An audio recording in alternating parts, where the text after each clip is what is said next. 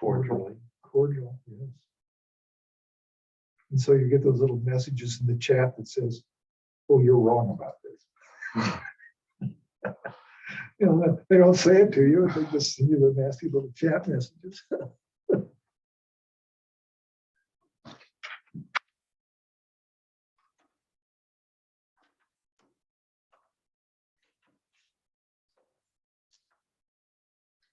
So we're going to go through this exercise. Are you Ann? I am Ann.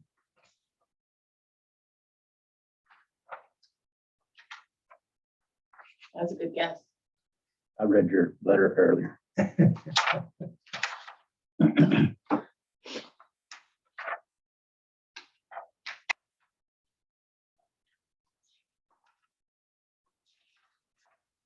Got a lot of experience with HOAs.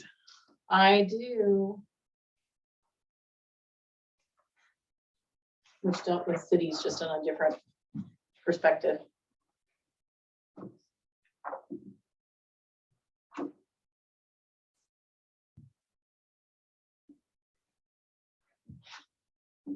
I'm showing 6.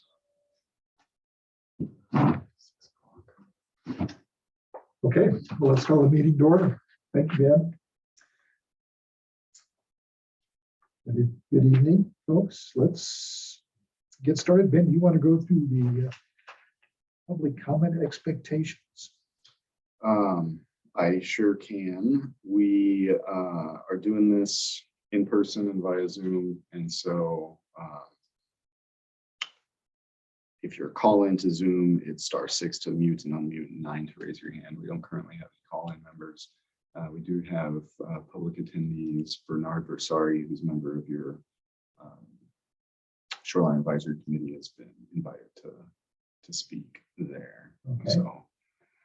So he's with us, and that's all we have at this point. mhm. All right.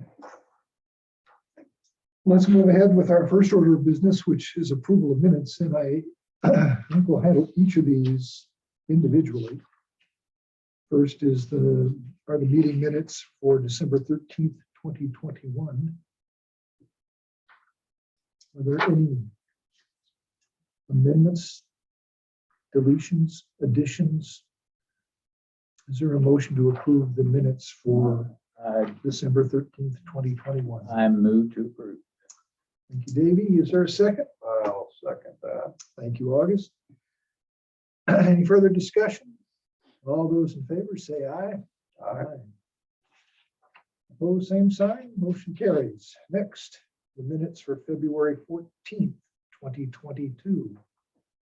Any additions, corrections, or deletions? That one was a little bit longer, but I didn't see anything that was, that stood out. I was in the hospital during that meeting. I would move to approve.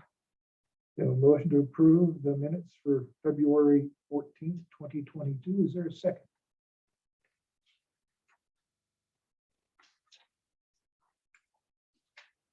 I think you can second. I think I'm going to have to. I second. All those in favor say aye. Aye. Aye.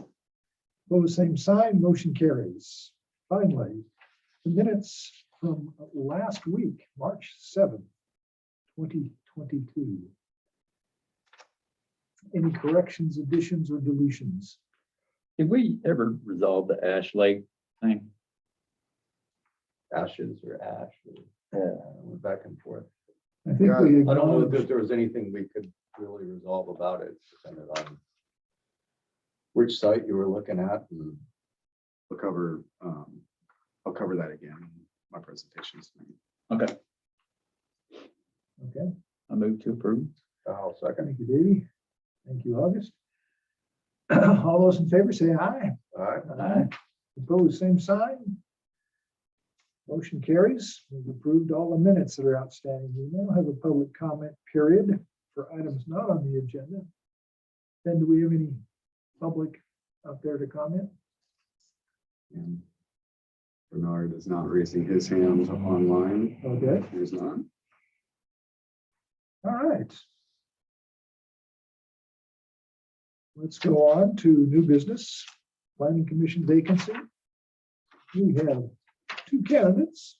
And I will note here where I've updated the agenda, I put stars on the minutes to show that we have last week's minutes. A star on this one to show that you're reviewing one statement of interest and interviewing one candidate. The other one saw Ann's interest and said that he's not interested. Or he's would like to pull his statement of interest in consideration. So There's more than one seat available. we need to advertise for Mike's still. And so I let him know that be contacting him again over the course of the next month to see if he's still interested. Okay. And welcome. Thank you. It's nice to have you here. And it's nice to have someone who's interested in joining us. And a little bit of diversity too at the same time. We have, as you know, we don't make the decision in terms of appointments to the planning commission. That is up to the city council. But we do have that opportunity to make a recommendation, to the city council. And, this is an opportunity for us to get to know a little more about you and, let you ask questions about us and what we're doing and how it is to work with us. So we have a series of sort of standard questions that we go through. I don't know whether Ben has shared those with you. They're not anything that you would I have the packet. be So I surprised. read, Good, yeah. good. So I think maybe we can sort of work through those questions. Are you guys all right with that? Okay. All right. Ben, any thoughts from? Doing a fantastic job. Thank you. And we can be informal. We want to keep this, I think, conversational. It's the way our meetings are.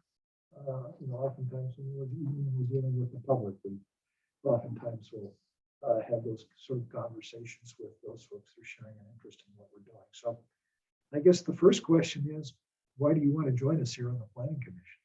Well, we moved here. I'm going to give you a little background. We moved here in August. We wanted to move to Stevenson when we retired.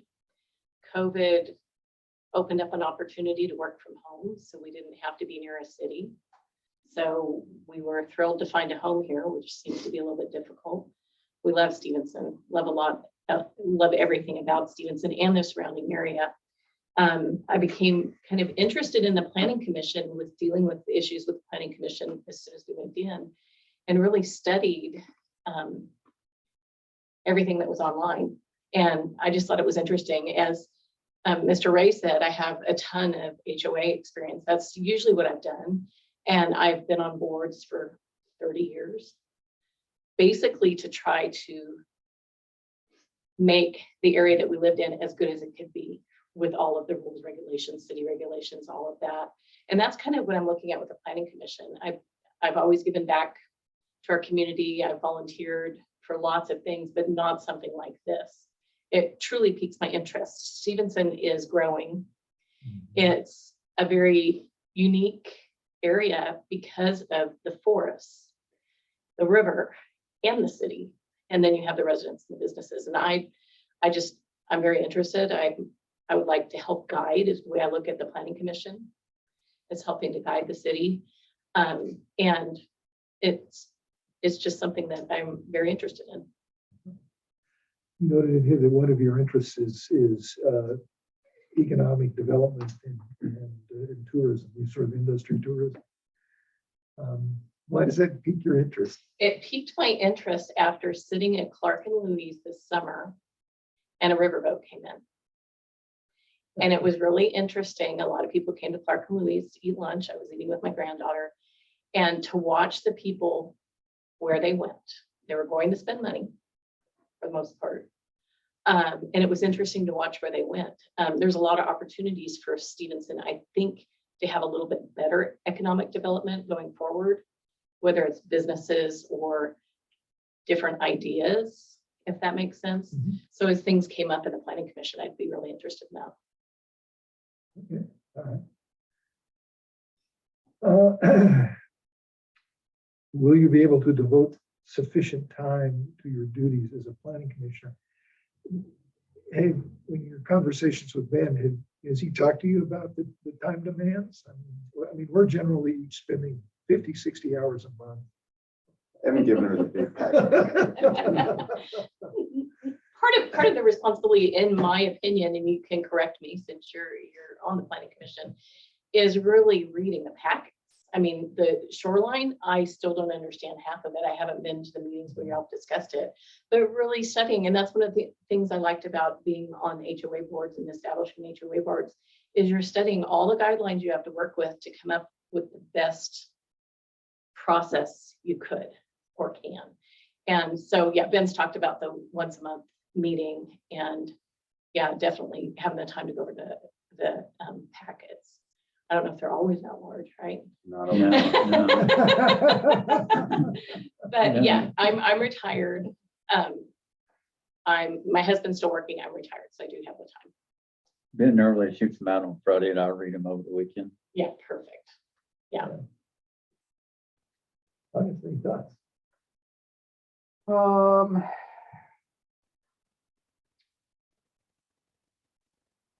I have lots of thoughts, but trying to coagulate them into something cohesive. Well, while he's thinking, we occasionally have special meetings. Mm. We had one just a week ago. That happens periodically. And there's oftentimes sort of opportunities to volunteer your time on various issues or working topics that we have. We had citizen advisory committees where a planning commission member or two has worked with them to bring the issues forward, and it can require some time out there in the community. And I think too, just as a planning commission member, trying to listen to what's going on around the city too, is in our own neighborhoods or downtown, whatever. But yeah, it can be fun. That's good to hear. And it can be difficult too at times. Yeah. I mean, some of these decisions aren't easy decisions. There's certainly merit on both sides of the arguments, and we have to try to navigate that. August, do you think of anything?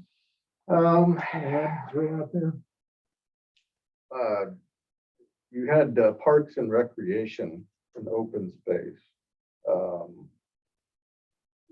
With your experience with the HOAs, how did you deal with, leisure spaces and things like that? Was Very that good question. That was a huge part of most of the HOAs that I was on board. We had to establish parks in new HOAs. When we did that, we involved all of the residents. Everybody got to, come up with ideas, vote for ideas, excuse me. And it's hard when you're picking from those. I could check every one of those boxes. So I was trying to really think. Parks to me in any city or town, kind of, that's the word I'm looking for. You can drive into a town and you can get the feel for the town by the parks. Does that make sense? I grew up across the street from Champouie State Park down in Oregon. And there's anywhere from that type of park to a playground park, so the open spaces type thing. And it living in Camas, as soon as you drive in, there's the baseball fields with the kids on them always. And that's just part of a community feel to me. So that's why I decided to check that box. Yeah, unfortunately, we don't really have a lot of city park Right. space. A lot of it's county spaces, and there's always interest in kind of integrating and expanding that, and getting more access to, those that are already existing, but also as new development comes in, trying to marry the public interests in spaces and also, the development opportunity. So it's always a concept to kind of mull over and work on. I would agree with that. We have, I think, the unique opportunity in the gorge, many areas of the gorge. It's hard to find water access between the highway and the railroad. We're fortunate to have public access here on the Stevenson waterfront. We've got the Rock Creek Cove area. And, we've even been talking about better access on Rock Creek further up, given some of the informal use we've seen and some of the conflicts it can create for the residents that are up there. So we want to have those opportunities, but they need to work not just for those that want to recreate, but for those who live there as well. So there's always that balancing act, I think. But I like your observation. It is reflective of the nature of the community. Those are our sort of standard questions. If you got any questions you'd like to ask us? Not at the moment, but I'm sure I'll have lots going forward. That's what we like. I guess, Davey, any questions or thoughts? The only thing that came to mind was the briefness of your 10 year of living here, but I think the HOA stuff more than makes up for that. So I have no problem. We're here for good. I think as you noted, there's a pretty fair influx of people coming into Stevenson. And I think it's important to have those views, represented along with those of us that have been here for a while. So I think it's a good balance. At this point in time, we'll probably have a discussion. We will have a discussion as to whether or not we want to make a recommendation. It's really up to us whether or not we want to have those, I guess, in private. It's up to, yeah, I mean, you can't exclude somebody because of the nature of it. Right. And so you can ask Anne to voluntarily step away and bring her back in, or you can have those in front of her if you're comfortable doing that. We have a quorum since this was supposed to be Mike's last night. You do have a quorum. Yeah. Cool. I don't mind stepping away. I just really want to come back to hear more about the shoreline. Well, quite frankly, I don't feel like you need to step away, but I'll defer to my, I don't think so. Yeah, no objection here. So you may stay because, Alrighty. I think you'd be a nice addition Well, thank to you. I the, appreciate that. to the commission. We And do need a little less testosterone.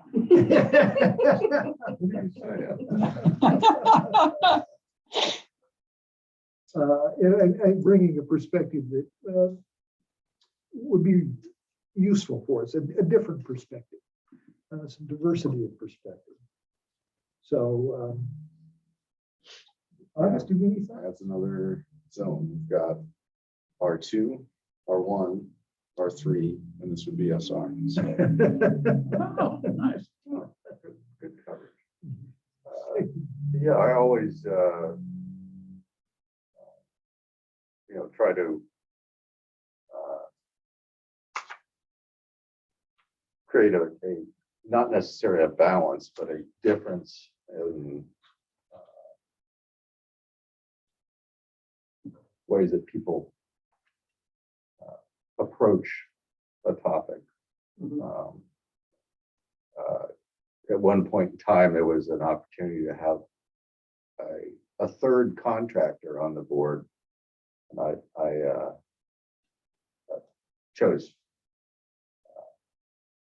a different route, but I like to see a little diversity, and it's in the conversation that I think the most benefit comes. If everyone's of the like mind, you tend to just become kind of complacent and rubber stamp things. It's discussion's always good. Difference of opinion is good.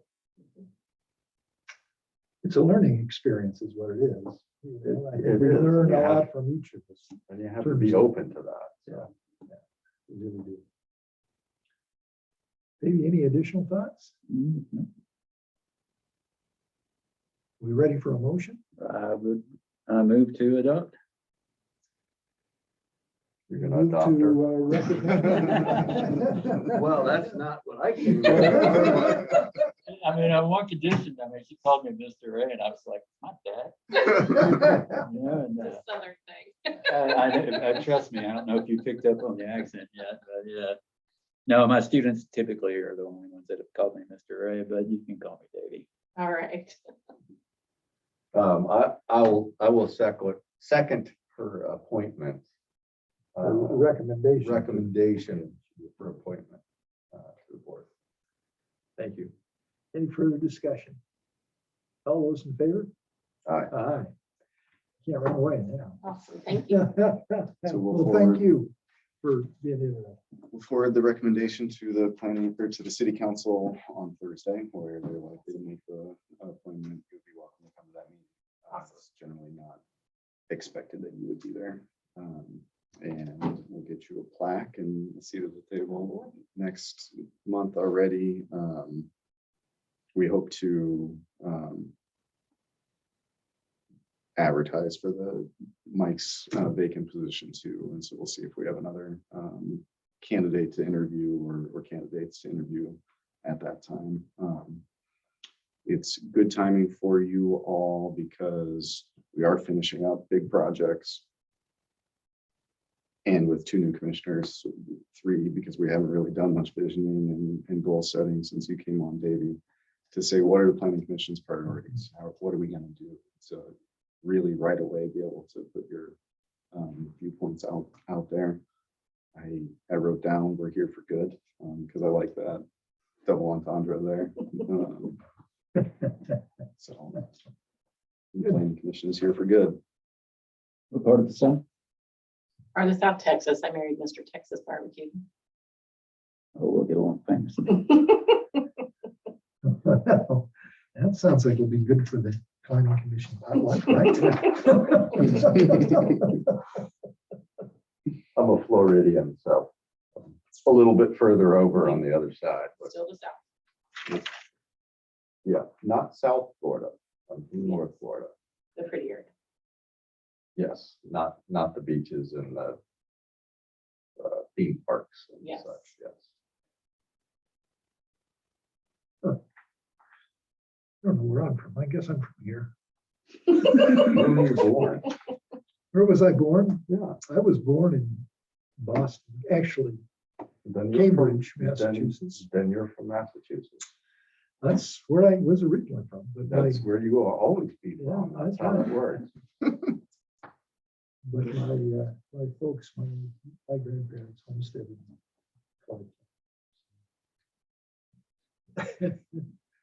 You have roots. I have roots. Yeah.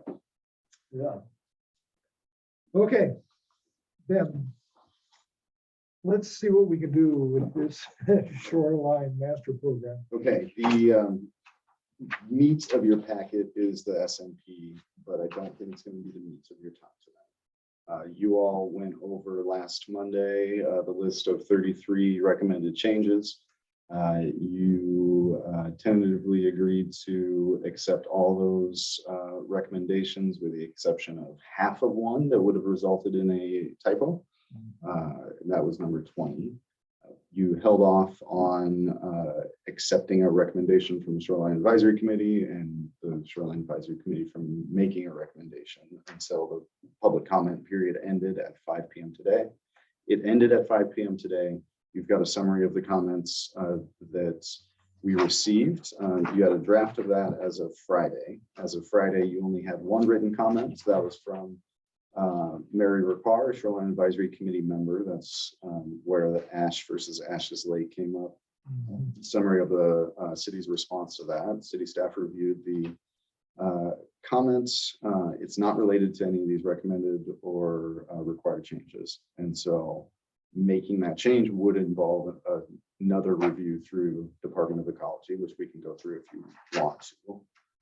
However, also consulted with the USGS Geographic Name Information System, confirmed that they are using Ashes Lake as the name of that water body. changes to that are possible. They need to go through a review process by that federal board. And so I advised Ms. Rapar, the commenter, about that process. And so if that change is made, we could look at changing this during our next periodic review or doing an out of cycle review to accommodate that change. You received another comment from Mary yesterday, and that's the only other written comment that you have. Generally, it was a statement saying sorry that she couldn't be here tonight, but that she supports the decision-making that has gone into the process so far and hopes that you all recommend council approval of the SMP. That's it. You've got copies of those two written comments. You've got a draft ordinance for the city council to adopt. That would be number 2022-1181. Amending the Stevenson Municipal Code section 18.08. That's where the shoreline management lives within the code, and adopting the SMP attached to that as attachment B. You'll see here you've got red line changes of that SMP. This includes the 25 required changes from the Department of Ecology, as well as the 32.5 that you tentatively agreed to accept. And then also Ecology's formal approval letter, the attachments showing their process, their documentation of the review, the required changes, the recommended changes that they're making. That's attachment 1. That is. That begins on page 136 of the packet and continues through page 209. In fact, which mine doesn't have a number on that page. I don't know where that number is hidden. So, but it's the one between 208 and 210.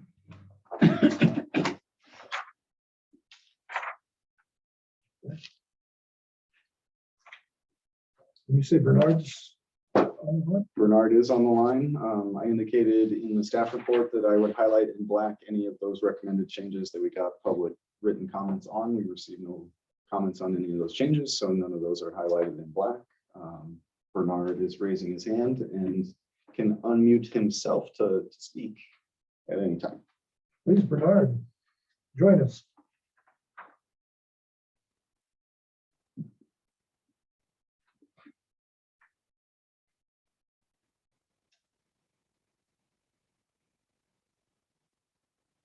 There we go. Yeah. Bernard, if you're speaking, we can't hear you.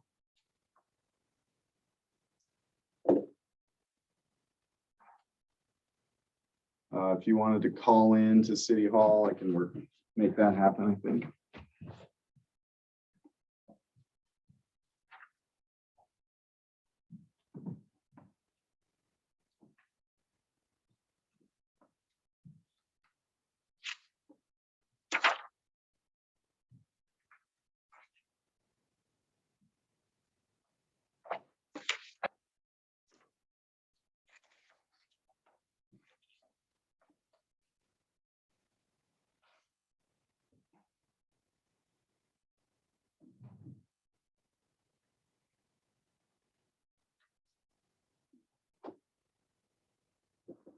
While we're waiting for Bernard, any thoughts?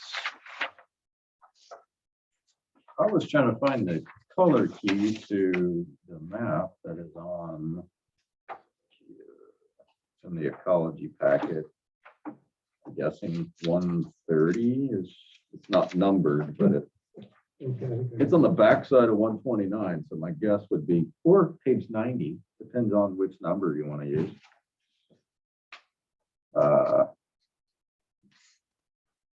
It says Exhibit B. This one. Yes, right. I was looking for the corresponding color code to see what all those pretty colors actually meant. It was 11 by 17 original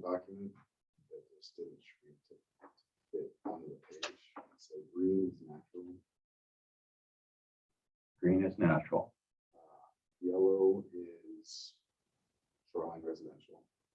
Orange is urban conservancy, and red is active waterfront. Okay.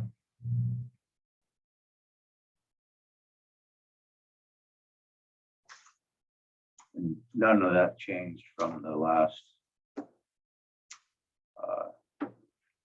draft of it. No, there was no changes to the shoreline designations. and stuff. What do you think green was? Uh, Natural. Natural. That's the slide, isn't it? yeah, natural Yeah. sliding area. A good portion of it is. Turn that into a tourist attraction. Come hit the Rock Creek slide. Well, Bernard, I attempted to call you and that didn't work out for me. Oh, there's a. All right.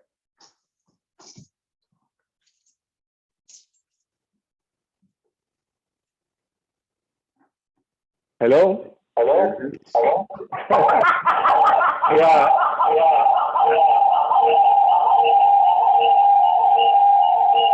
Mute. How does it work? Turning, Well, he's got to turn either his computer. It's a sound feedback. So Right. you either got, if you're gonna go, yeah, so if you mute your computer, it won't catch that loop, and then you can try unmuting the phone. well, no, not on you. You have to turn the speaker off on the computer. Or you Because said the the feedback headphones, is right? running, Speaker off. not you. Okay. Can you hear me now? Yes. Yeah, Okay, good. Sorry about that. I'm on my phone, so somehow my browser doesn't prevent me from joining the meeting. So anyway, I'm on my phone.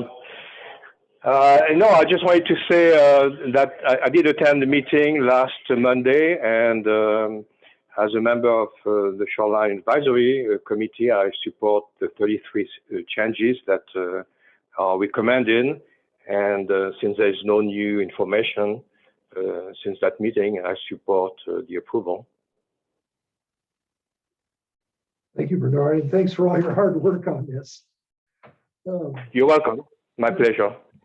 It was quite a labor, once you get through all the Indeed. draft submission and everything else. And Yes. I really appreciate That's it. of work on Ben's part, that's for sure. So thank you very much for the opportunity, and we can move forward with the City Council presentation and recommendation. Thank you, Bernard. Thank you. Okay, bye-bye.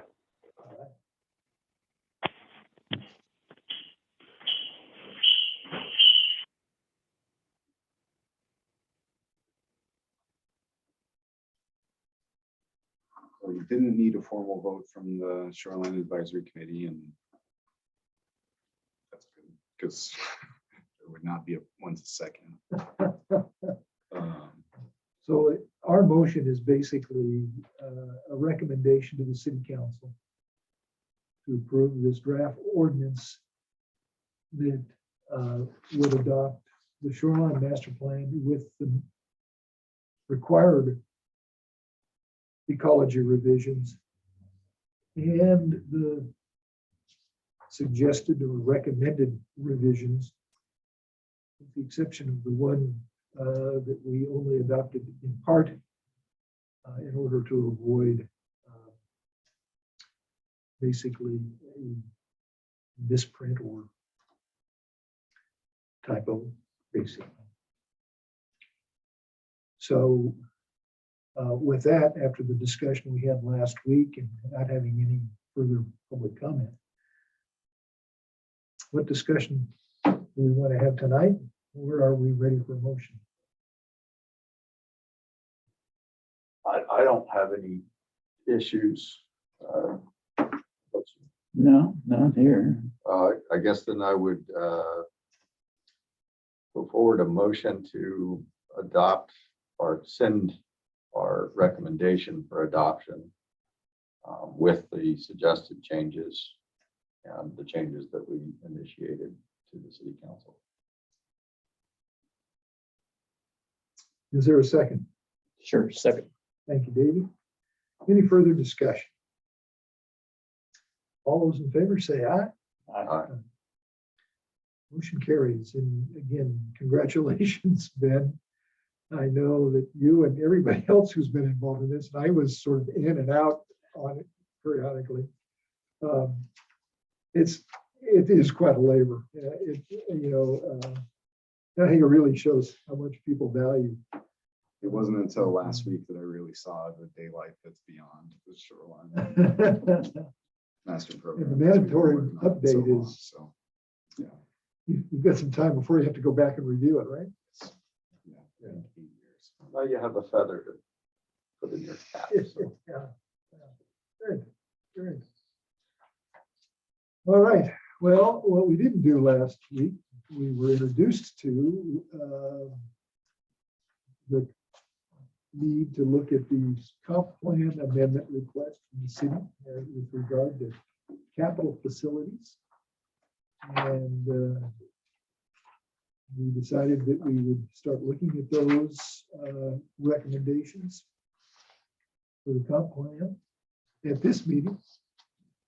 And I see Ben has us set up for another black, orange, blue exercise. Purple. Oh, purple. In this case, no black. So purple for Public Works. Yeah, I just, at the workshop on last Monday, we talked about what the next steps are. And so you had said, hey, we've got this changeover in Public Works Director. Let's make sure that we understand what their goals are for this amendment. And to start processing that and to make that handoff to her easier, really identifying which of these we want her to review and weigh in on. I didn't preload any of these. Like I said, that one was unique where I preloaded suggested changes. I didn't preload any of these for you. And so just wanted to kind of get into the discussion of that and really talk in more detail about what's up there. Color coding in this case also looks at the maroon as what was within the original amendment application, and the blue being what planning staff identified as here's some areas where the new changes might be inconsistent with what's already in the plan. And so if you're going to make those changes, coupling them with these changes to make sure that as part of your review, which is one of your real tasks, the criteria to ensure that the comp plan is internally consistent as these changes happen. So I'll probably talk more in these initial steps, and you'll get used to this process too, where kind of start on the ground floor of me doing some introduction and explanation and turning it over to you. And as we deal with one issue more and more, it's your discussion and not my discussion at that time. So I'll jump into that discussion of mine now and just run through what I categorized as 18 different types of changes here. The application submitted by city staff was a rewrite to goal 8 of the comprehensive plan. Goal 8 had been titled utilities and services, and the request changes it to urban services. And there would be a definition for urban services added in this recommendation that would establish 2 sub goals to goal 8, one of which would read the community receives urban services at or above a set level of service. And then the second says urban services are provided in according to a rational plan aligning community's expectations with its capabilities. Text explaining that is number 1, and the change to page 45. And then it really dives straight into the meat of, into the plan's objectives. I'm on page 212 of the packet at this point. The first suggestion here is to delete objectives 8.3 and 8.5, which I lumped together under capital facilities planning. The last bit of color coding that I've done on the board here is to put red dashes next to something where it indicates delete, and then the rest would be some addition to it or change where that goes. So in this case, 8.3 and 8.5 are proposed for deletion. I've tracked where those have then gone in the document because they're not just going away, or the concept isn't going away. They would reappear here at 8B1, 8B2, and 8B4. That's the extent of the detail I'm going to talk about for that, but we can dive into anything in detail more as we go through.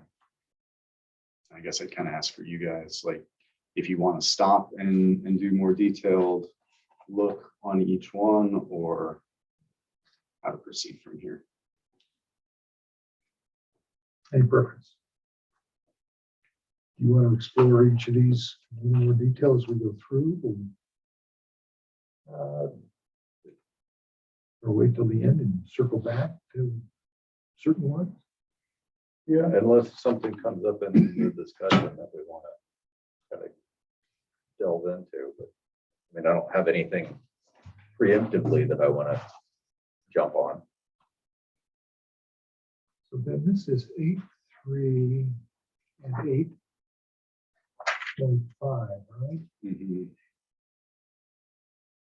What about 8.4 and 8.6? Is that come down later? Yeah. Oh, okay, I see. Just separating them out into Okay, trying to make it so that what appeared like 40 something was really captured better okay. in this. So where there's I was just trying to make sure I was following the logic path. Basically, it just kind of clears up and better orients it in the document, right? yeah, and I'll just kind of jump straight into that. So 8.3 said periodically review and revise the capital facilities plan. 8.5 said establish maintenance programs to preserve the long-term viability of the city's capital facilities. The change does just separate it out. And so with these sub goals, the main goal still will read the same. It's got some specific concepts to work on. The main goal 8A that would establish levels of service within the comprehensive plan that allows us with our other sub area plans or with our specific utility plans to plan towards something. And that towards something would be these level of service standards adopted by the comprehensive plan. So basically, although we're deleting 8.3 and 8.5, we're sort of reinserting them with more detail in 8A and 8B. Exactly. Right. Exactly. Necessarily being deleted in concept, but Just in the format. Yeah. reformatted in a understandable place. Yeah.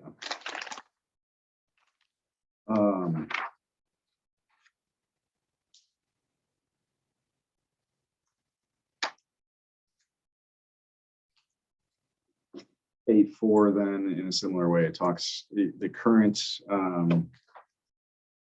objective reads identify and correct health and safety hazards within the Stevenson urban area. And then that reappears as 8B2 as a tactic.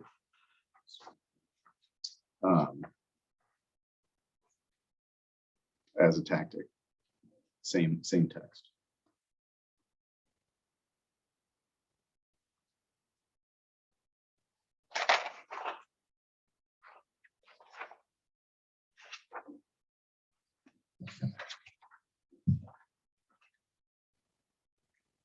Fourth change, currently, So yeah. just to jump, so basically it also kind of moves it from the objective column into the tactic column as it goes into its new place in B. Yeah, it's not always the case that it becomes tactics, but Right, but in that case, yeah, because I see the verbiage transferred into 8B 2.2, but it's tactics and not objectives. So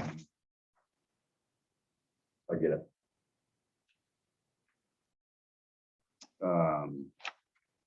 Let's see. 8.6, offset the cost of new development to existing city residents by establishing development charges. That reappears with different verbiage in this case as AB5.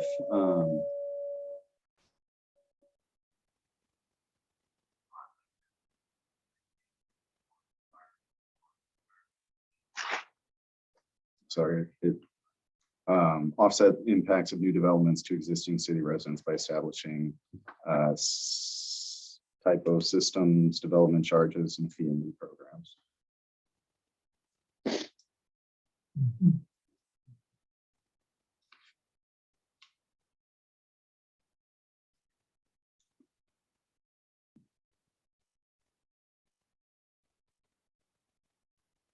Eight was a catch-all, or it was an objective that had several tactics that are also transferred, just transferred to different places. So it's talked about the objective was base the provision of future public facilities and utilities upon financial cost and adequacy of desired levels of service. And so that the change really dives into this one and splits it out into more detail about how we would do that for several different types of urban facilities and public facilities.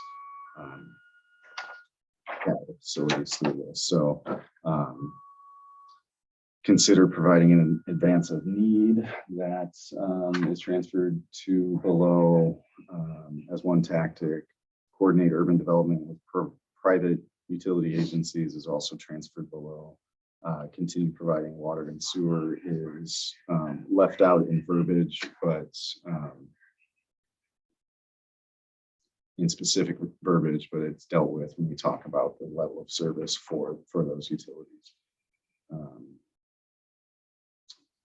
And then when we talk about some of these level of service,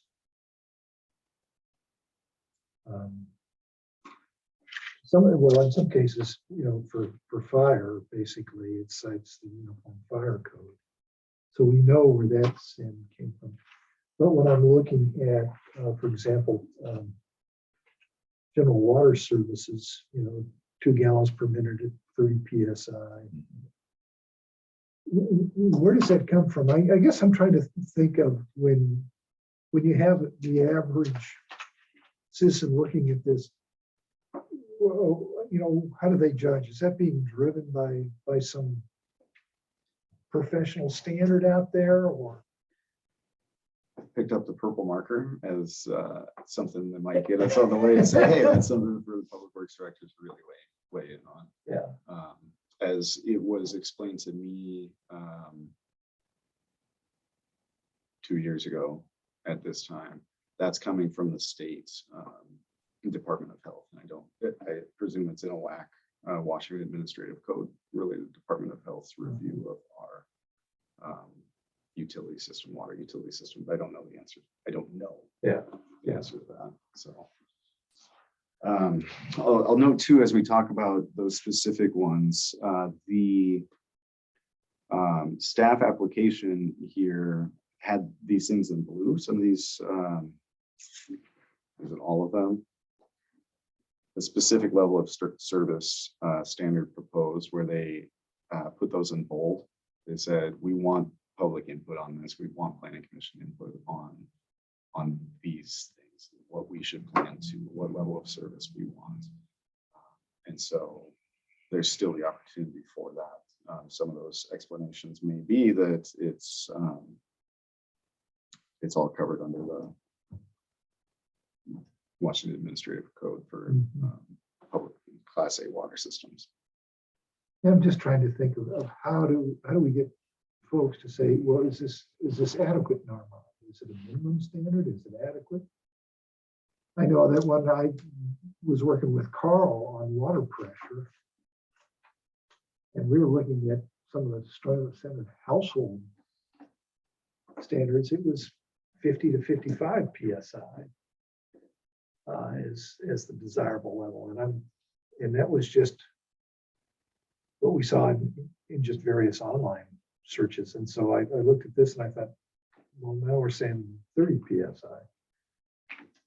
You know, it's hard, I think, if we want the public to understand where the city's going on this stuff. What's sort of a minimal level of service that we would accept, or what do we really want to strive for? Does that make sense? Yeah. I mean, it's kind of, it sets the bar low so that if you achieve better, then that's good, but it doesn't, you know, if you're shooting for 50 PSI and you're not able to meet it, what do you have to do to be able to get that? Maybe, you know, cost prohibitive. It could well be.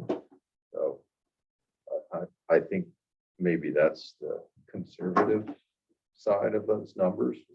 I mean, that's my educated guess. Yes, that's right. A little speculation here. Yeah. I just think we need to know Okay. how those numbers, you know, came about. I am going to put a purple dot at level 5.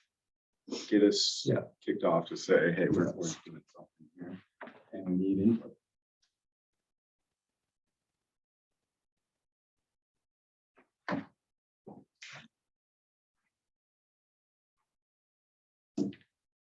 $17 left.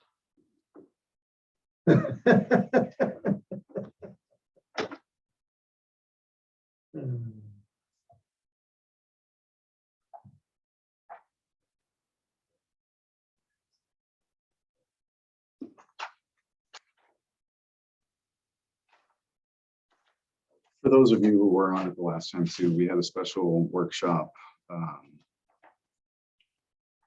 where the public works director and the city administrator came and explained what some of these are, what some of these concepts are, and their rationale for submitting the application. We're setting this up where Carolyn would come and talk to us about specifics, but Liana would also be fully willing and able and Sure. to come again and talk to us too. I'm looking at.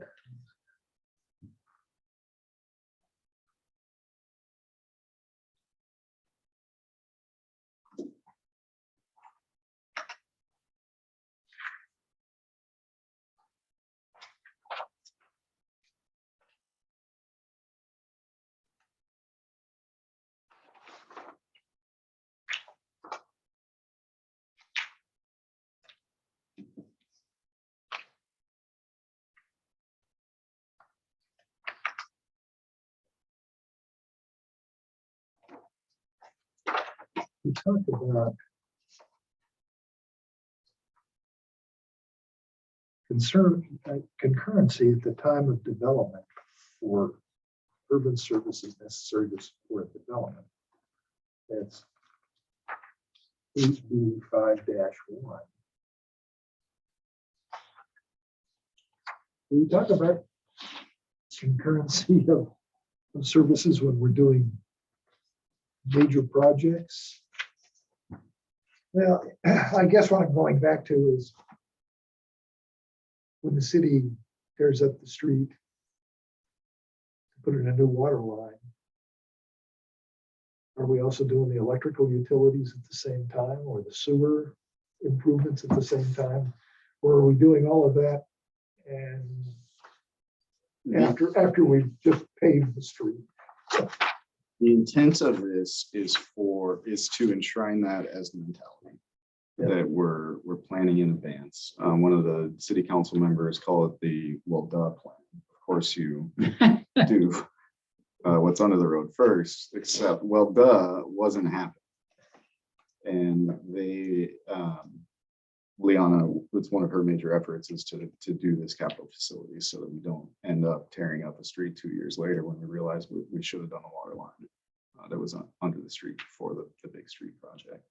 And so where that comes in. That worked pretty well down in Russell. Was that where you guys tested that? Yeah. hypothesis? Yeah. Yeah. So yeah, Russell, we did sewer line. PUD was there We too. did something, yeah, and we got all the undergrounding done as part of the Russell project and made it one clean project. Reviewed the water system to make sure we didn't need to do anything. And so where that comes into this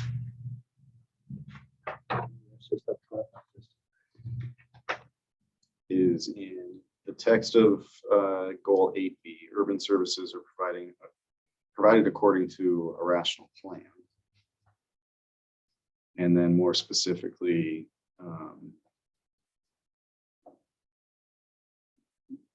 the 8B 4-1, adopt an annual capital facilities plan that consolidates all of our individual system plans to indicate this would be a budgeting tool. Oh, that's interesting. Okay. And coordinating that with multiple urban service providers to reduce costs and disruptive impacts. All right. And so what this effort is to say that the city expects us to plan things. Where that expectation wasn't really put out there before and we weren't doing it. And so this is at the comprehensive plan stage to be general, forward-looking to set that expectation. Some of the specific ways to do that are in the tactics. Some of the specific things that we need to incorporate are talked about in level of service standards. The ways we accomplish that are identified. So it's not detail in here to say, the proposal doesn't have detail to say, do the water line first. But the expectation is set that it's there. I don't know if that answers or it just muddles. I think it does. I mean, I think it's a pretty fundamental concept in terms of trying to bring various services together, particularly when they're also the responsibility of multiple agencies. In building those improvements, it's a challenge. So in 8B1, the goals, it talks about urban service plans. And then in 8B4-1, it kind of skirts the oversight, I guess you would say, and goes straight to city council. So I would go back to who establishes the urban service plan and those needs. Are those community driven? Are they administration driven? An example of bringing about better consistency with this would be in just the first.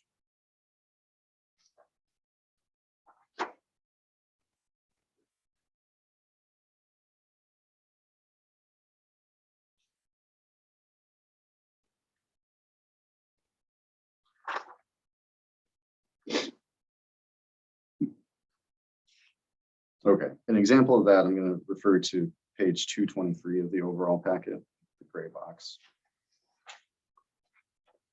where staff's review and discussion integrating the CIP with other concepts in the plan. And so there's a tactic that was drafted that would say encourage utility providers to develop undergrounding plans and coordinate their plans with the capital facility plan. And so that'd be the individual planning effort for each different type of service that might be identified. In this case, it'd be undergrounding in the downtown area. In another case, it is develop a long-range transportation plan and incorporate its projects into the capital facilities plan. There's discussion about the public art plan in a page that apparently wasn't included for your review in 2020, and I only noticed that today, where it talks about developing a public art plan, incorporating the capital facility plan, parks plan, incorporate that into the capital facility plan. And so there would be decisions made in each one of those planning efforts, and oversights and community engagement in each one of those planning efforts. That would be an easy, here's the list of capital projects or maintenance projects that are identified in the tree plan that was just produced, budget form.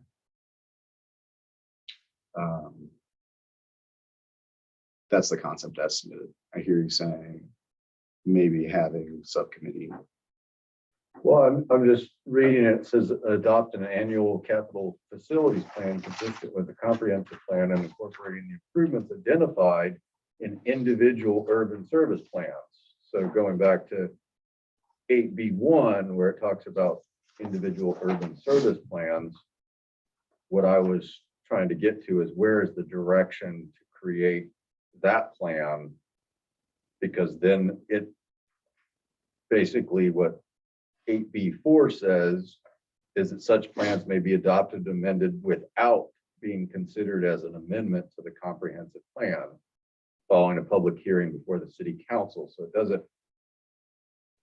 it skirts planning and zoning. And so I want to know where the individual urban service plan objectives come from. You know, where is that driven from? Is it not that I think anybody's trying to do an end run around, it's just how does it, I see it as a loophole that could potentially come back to become an issue. And the question being, why wasn't this discussed as part of an amendment change in the comprehensive plan? It just kind of went to city council and bam, happened. Yeah. And we have half an answer for that. And so that's in the reference to levels of service, where 8A says you build a plan to achieve this. And so that this 8B is you've done what we asked you to do through planning and zoning because you've achieved the levels of service. That's only half the answer. The other half the answer I don't have. Yeah, I just see it as kind of the, like I say, it's an opening to something that we may not expect. I don't like to plan for unexpected openings. I like to try to close those when the opportunity comes up, because Are you thinking, have you got an example that you can highlight what you're concerned about? it would depend on what, and that's where I went back to, you know, where is the urban service plan agenda coming from? You know, is it, where does that particular issue come from? Is it community driven? Is it needs driven? I mean, obviously, if you know, it's something that's health and safety or something like that, that's different. So what are the requirements for an urban service plan? What are the drivers, the context for it? Right. I mean, where exactly, where does that come from? Because if it becomes part of the urban service plan, then it kind of skirts a comprehensive plan amendment change, which may be okay. It just depends on what it is. My assumption is that the urban service plan would be developed by the city, Public Works, or whatever, or by the other service agencies that are there. Okay, but what do they need to satisfy in an urban service plan? In other words, it should be consistent with the land use designations in the comprehensive plan and zoning? I would think so, but what it does is it allows them to amend without being considered as an amendment to the comprehensive plan. You know, I guess I'm not so concerned about that if I really knew what the drivers were.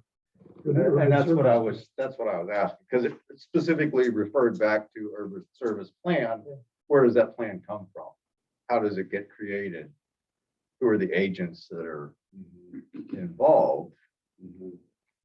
Because at some point, if the public says, hey, you know, what happened? Right. And they didn't come to that particular meeting. So as an example, I'm thinking of to tie the two things together. So you all didn't review the water system plan when the city adopted that. You weren't asked to review the water system plan. Decisions that are made in the water system plan certainly interact with the land use plan. Mhm.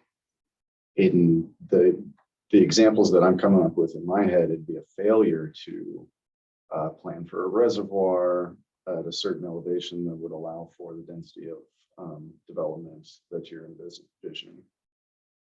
And so the failure to do that in that plan results in some sort of amendment to what's really possible in your future land use plan. And because you're not involved in that decision or weighing in to say, hey. So in the case of your water service plan, you're talking about the Department of Health required plan, basically. Mhm. Yeah. Mhm. If we were to say that it needs to be based on existing and planned development or growth as embodied in the comprehensive plan, well, then I can see that public facilities plan, you could amend that or change that so long as it was still addressing those same goals or drivers. It's not something it's a level of detail that you don't necessarily want to open up your comprehensive plan for every time something comes up. It's dropped down in that way.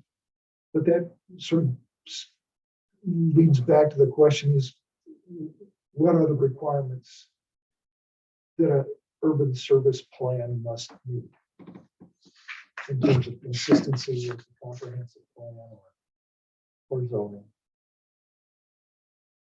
The land use designations, I guess. Right. There's a lot in the comprehensive plan. And August is saying who's ensuring that they meet that, or Yeah. who's speaking up for the comprehensive plan. I'm just triggered whenever it says, such plans may be adopted and amended without. That without means like, hey, why is it without? Mhm. Not because anybody's gonna abuse that, but we may find that it is a loophole that, we kind of like, why didn't we think of that when we did that last year? Mhm. And then it's like, oh, well, the city council never passed planning and zoning, and we were discussing that same thing, and we were creating a vision for where we thought we could address that. And it just got kind of, Plan to address meeting your current service needs and your anticipated or planned service needs as envisioned in the comprehensive plan and in current zoning and development. So isn't that what we're the heart of the matter in terms of saying what does an urban service plan do? I mean, we want to tie all that stuff together. And Yeah. Is there some way we can define that in here in terms of what an urban service plan, the general nature of an urban service plan? I mean, obviously they're different for sewer or water, or utility or power or. Yes, we can have a definition to make that clear. I'm still picking up on this issue of who's acting as that review agent. I'm also currently, the comp plan identifies the 2007 water plan as the system plan and the even older sewer plan. And so we've got amendments to that identified as discretionary review, where instead of identifying them by year, it would be just to identify that there's a water system plan, identify that there's a general sewer plan, and not by year. And so I think the drafting of this was trying to some way close that, hey, even though the city adopted a new general sewer plan in 2008, the fact that we didn't amend the comp plan so it's no longer reference the 1993 plan shouldn't be an issue with us moving forward with this. But there are different ways to do that without just opening the door or blowing the door wide open. You get these, the urban service plans are approved by the city council. Mhm.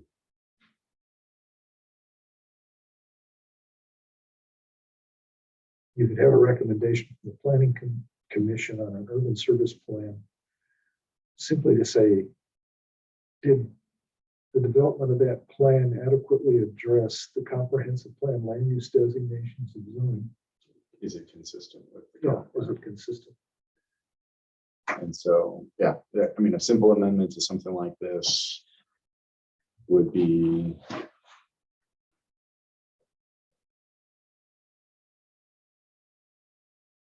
right off the top of my head, which I shouldn't do, but something saying that individual urban service plans for the city should be reviewed by the planning commission for consistency with the comprehensive plan.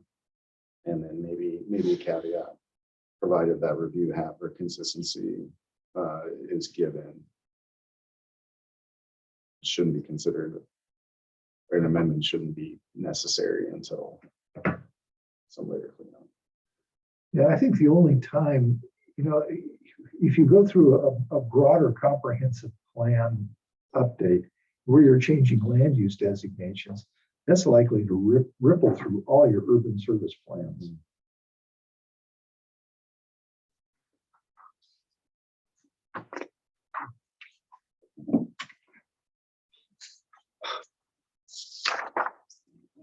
I'm gonna put a red dot on that one. Not that it's a out and out reject, but it's certainly reject as written. Yeah, like I said, I'm not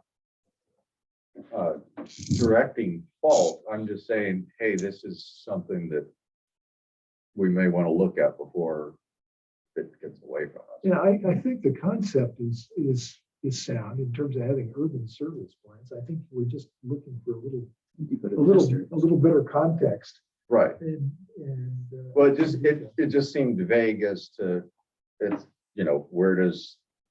what constitutes the development of the individual urban service plan, and how does it relate back to the comprehensive plan in general, or what we want to change going forward in the next plan amendment, as kind of the direction that we want to take the city. yeah, I look at the comprehensive plan as being the sort of umbrella. And all the other plans are under that umbrella. Right. They're at the same time, you don't want to go through the process, the elaborate process of amending your comprehensive plan for pretty straightforward change. It might be a level of service standard change. Right. Comes there. So you don't want to necessarily go back to the comprehensive plan. Right. to do Thank you. that. A little light reading there.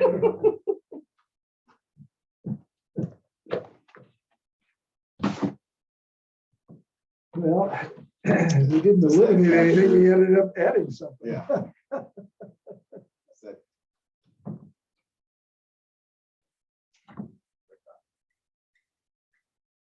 It's to do. Yeah, I mean, and I think oversight kind of sounds kind of, you know, a little draconian, but just to kind of check back with, Want them to be consistent. with Yeah, I the- mean, With the and, comprehensive you know, plan. there's a lot of stuff that we talk about going forward that doesn't develop into an immediate thing that the city council can discuss. Because sometimes we're talking about something that's a year out or 2 years out, or in 5 years, we want to see, you know, this potential for development. And if city council is only looking at what's going on this year, then we get into that, oh, you know, kind of that, the duh, why didn't we think of this 3 years ago when we did this big change? Yeah, okay, I won't talk anymore. It's a hole. You've identified a definite hole. And so finding a way to plug that hole.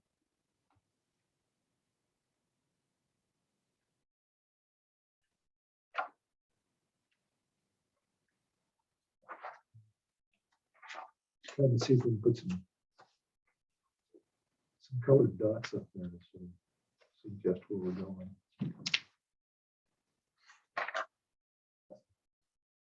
And I think for now, I think the goal description and sub goals, I mean, they're pretty broad. I don't have any problems with those at this point. I kind of reserve the fact that after we go through all of this, you may want to go back and look and say, did we make any changes on those that you might want to capture, you know, more appropriately in the goals or sub goals? And the way we process a lot of these workshop ones is when it comes to making a decision, like putting the color on the board, there's a thumbs up for, yeah, we're in agreement with that, thumbs down for I disagree. The side would be just whatever. Yeah. And if the thumbs down outweigh the rest of them, then we'll talk about it more. Okay. Small typo in 8B.5-3.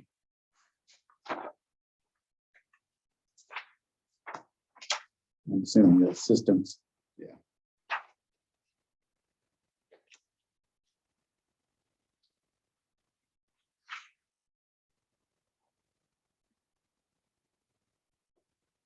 Okay, so I heard Jeff say he'd give a thumbs up to number 1. Yeah, I give a thumbs up to number 1 with, you know, the concept that we may revisit that, but yeah, at this point in time, I think they're pretty 1, good. 2, 3. and, I'm not official. wow. In the public right now. Yeah. Okay, I'll suggest this one. Cover page to say as amended through 2022. Title page to say the same thing. Table of contents, record of changes. The goal description, or referencing the goal description. Policies that have been dropped from the plan. That's just sort of consistency, record keeping kind of, yeah, pretty tough to argue with that. Okay. We could though, if you want.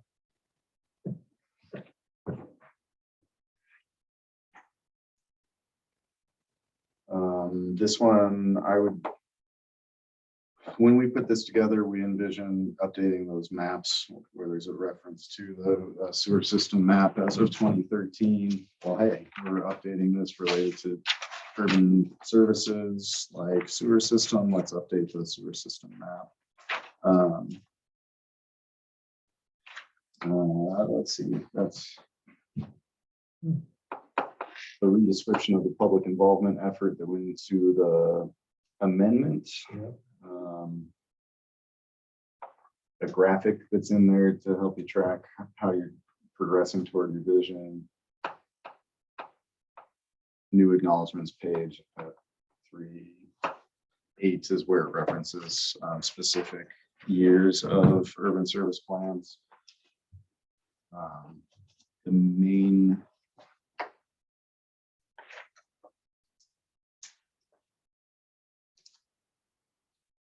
thought I have there is time lag for updating maps, but we can do it. Maps updated. As you update maps, is that, does that have to be a comprehensive plan change? I'm talking, we're talking like the sewer system map. I'm not talking about land use designations. Alternatively, we could remove these from the comprehensive plan.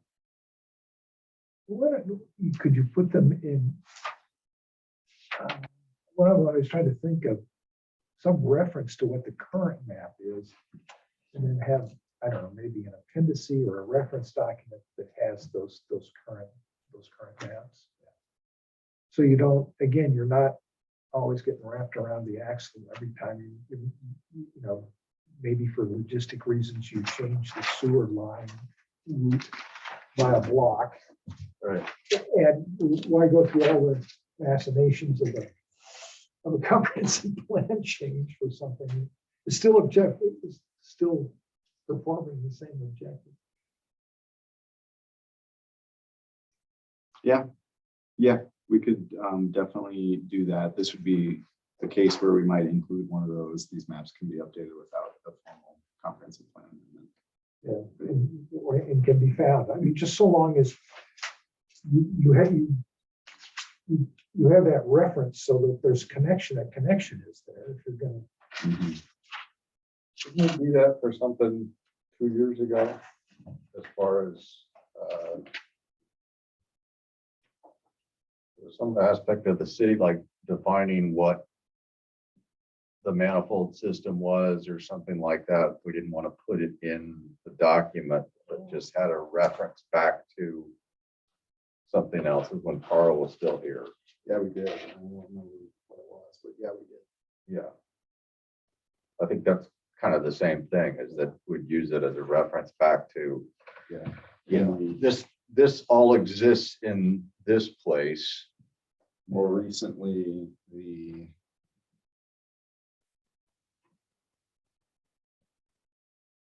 I guess it's a minor edit on their ecology approval letters for the SMP. Those come after you all make your approval, and so the text there is clear that this is staff action that's going to be done after the fact and captured here.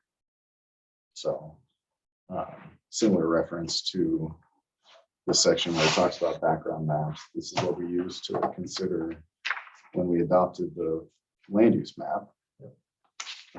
Change to this may be made by staff over time. Well, I think that gives us the opportunity to update those maps, which a lot of people like the visual aspects of stuff. And when they're looking at something and they're going, well, this map is, 10 years old, it doesn't really relate to, it may not even show Grenadier on there, which is a big difference in the system. I jumped straight to my understanding that we need to change that without the vote. So well, and you don't want to have a map if your comprehensive plan is years out of date. Right. And someone looks at that and says, well, that's the current plan. That's the umbrella, and it's already outdated. It doesn't. mhm.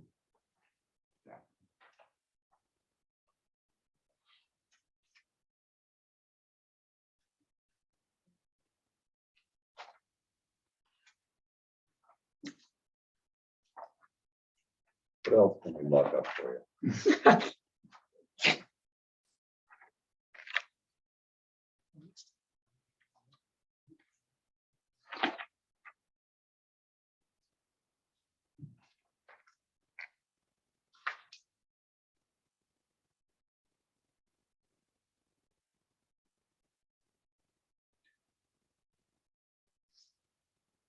You are making it better, August. Come on. Like, Just trying to help. I would give number We're here for two, good. a good green. That's sort of caveated in terms of our comments on urban service plans. Because that's basically where you're going. If you delete 8.3 and 8.5, you're going to the heart of the urban service plan conversation. And Oh, are we deleting 8.5?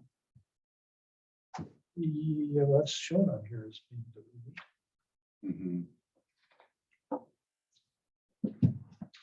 Mhm. Because it's being replaced by 8B1, 8B2, and 8B4. Yeah. And I'm okay with that, provided we have that clarification on the urban service. Yeah. Two. Eddie, how do you feel? You okay with that?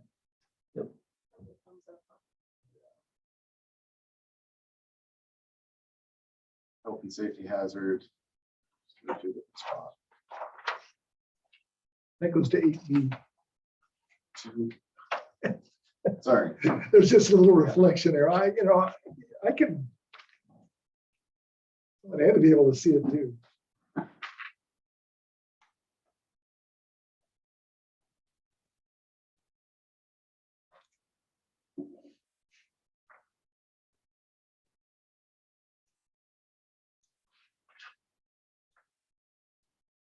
I mean, it just basically moved the verbiage, right? Mhm. Yeah.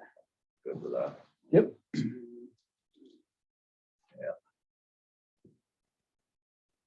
Okay.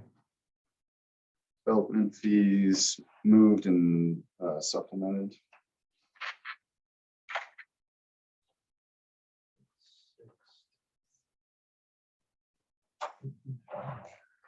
More than a third of the way down.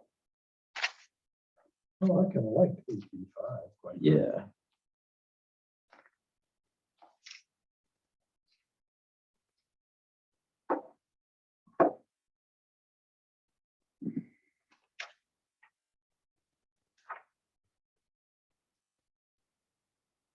I'm confused by that comment. I was saying I'd give thumbs up to 4. Cool, okay.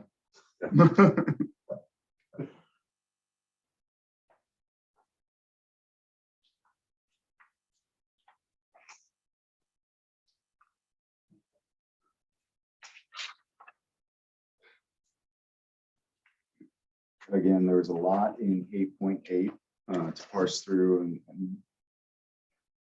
move around. The first one is in the text of 8, not in its tactics. It talks about base provision of public facilities and utilities upon financial cost and adequacy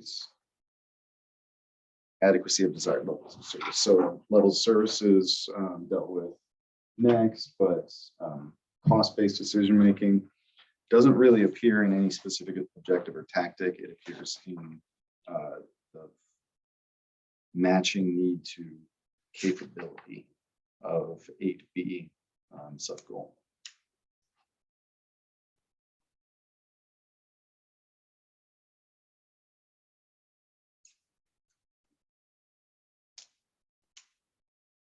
.8, and you're saying that's 8A1. No. It's captured in 8B in general, is that what you're saying? Yeah. 8B, like the sub-goal says urban services are provided according to a rational plan, aligning the community's expectations with its capabilities.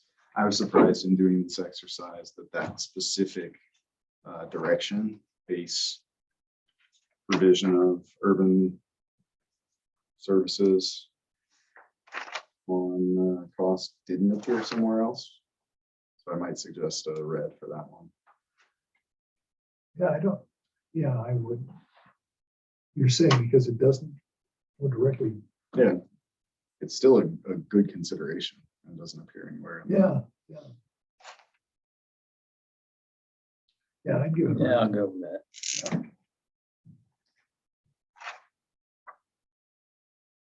what the likely change would be then would just be to move that to.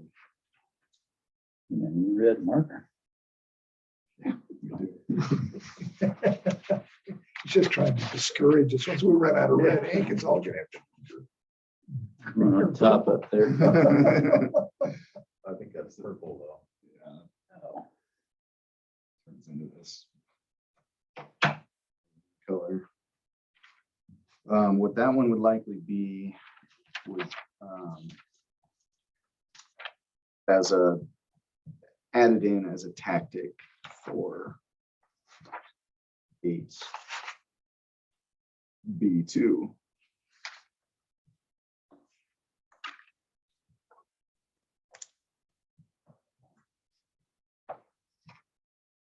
So add that in as add advanced service. Cost-based decision. Yeah, You're saying add that in as yeah. 8B2(3).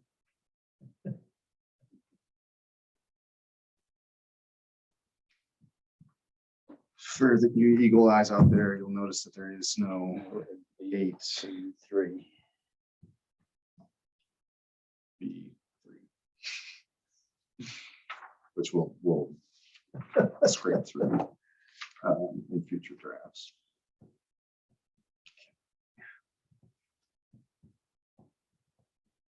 Advanced service. That one already does appear in Yeah, concept. it's under a tactic. Yeah. Yep. 8B2. Okay.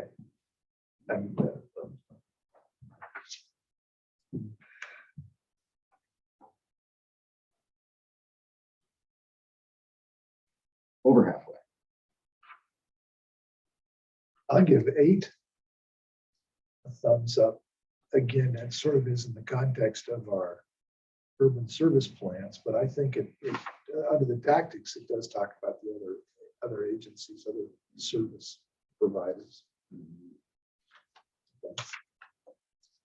It says coordinate the capital facility improvements and maintenance projects of multiple urban service providers to reduce cost and disruptive impacts. So I'd give that one a thumbs up.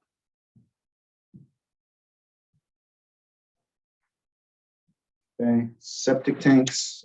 Currently, there are 2 related to that, and it becomes only 1.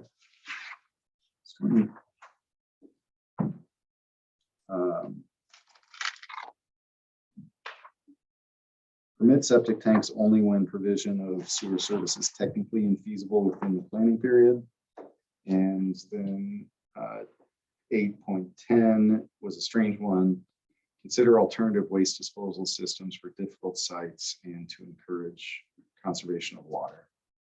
So this just splits it off. It says encourage conservation of water and separates the alternative disposal On difficult sides. because it's kind of covered as septic, and what does a septic have to do with conservation of water? It's a weird one. I think that one was left over from the 1984 comprehensive plan. And so it separates that, and then it moves the septic into the discussion of sewer level of service as a tactic.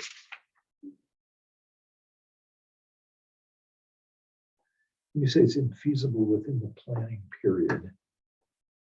Planning period. Is that the planning period for the urban service plan?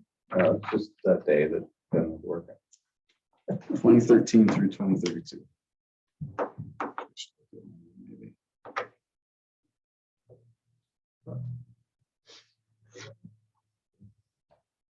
Well, it might be feasible now, but it might not be at 2028 or 2030.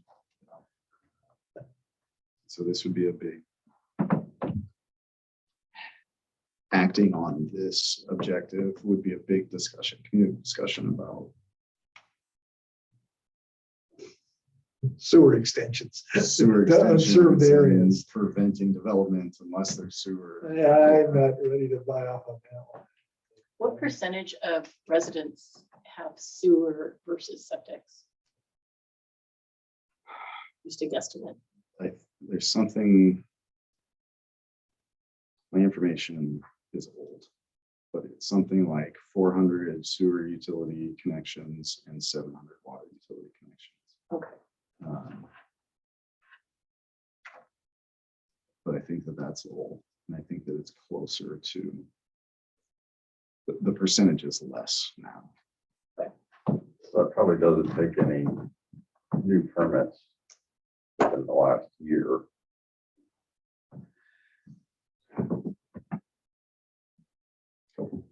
You know, Because all of that, you know, Mhm. has sprung up since then. There was nothing there. So that's, you know, that's a, Right, so the gap is still about, let's say, 300, 200, high 200s. The gap is still that, but there's so many more that are on both water and sewer now. I just have a hard time with that. That septic tank language. You know, like,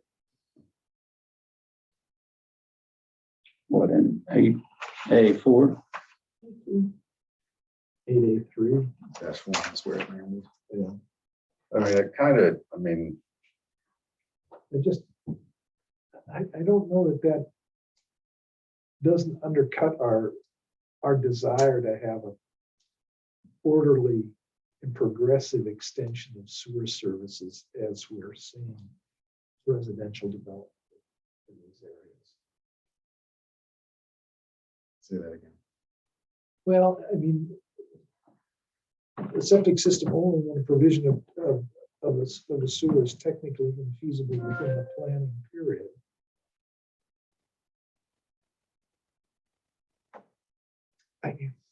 well, what, Yeah, that's an observation today that may not be valid tomorrow, I guess, is my concern. well, the thing that also brings up to me is that, you know, as if it was accepted as an exception and was permitted, and then shortly after that, you know, we do an improvement like on the street right outside, that then those are required to hook up. Yeah, see, as I read this, I'm saying, oh, this gives someone sort of a permanent exemption from having to hook up to the sewer. Because Well, it's not, it's saying in one place, we're gonna give you a permit to not hook up, but then in this other place, we're saying, as soon as it's available, it's mandated that you do hook up. Which,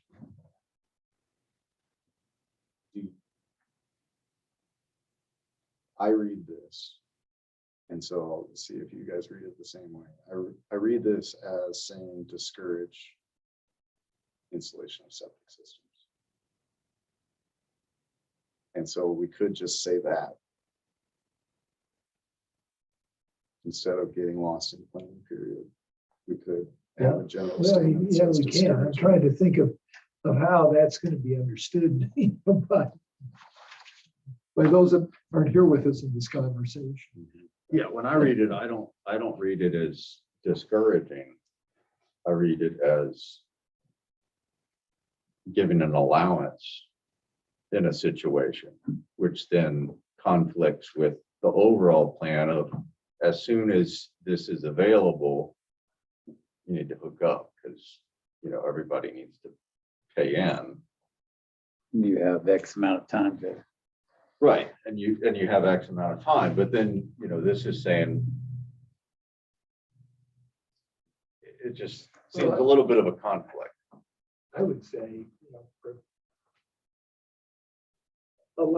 allow septic systems where sewer is not currently available with the expectation that when sewer services are available, I mean, I'd even put in just conditionally. Permit septic systems conditionally, conditioned that they, On the condition that they they hook up. hook up when the sewage Right. becomes available. because the technical infeasibility may be resolved by a new sewer line being put in Yes. that wasn't there before. Because we got a grant or something like that, so. Yeah, I mean, you know, it's one of those difficult issues where someone builds a house and puts in a septic system because there's no sewer. And 2 or 3 years later, all of a sudden there's a sewer and they have to hook up to it and pay the expense of hooking up to it after they recently put in a septic system. You know, there's always going to be those cases. I don't know how you can get away from it. Right. But I think you need to set that expectation that when sewer is available, people will hook up. Which I think conditionally, you know, instead of Ben? get rid of the only part. And say conditionally. When it's infeasible. But when it becomes available, and then that kind of aligns with what we already have in verbiage. Well, you just say permit septic systems until sewer service is available.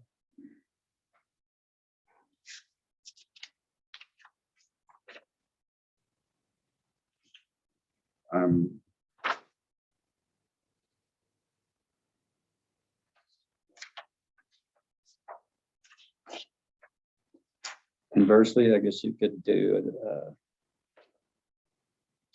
what's the word I'm trying to think of. You could phase out the septic. Could that, I don't know if that's, Well, I think that's kind of what you're doing with the time frame that you have to Right. look up is your. You know, Okay, just want to cover this and then bring up a couple things, but clearly we got to discuss this one. Yeah, you just want to use the red marker. I mean, I don't want to red marker, but so we've also got in goal 2, urban development,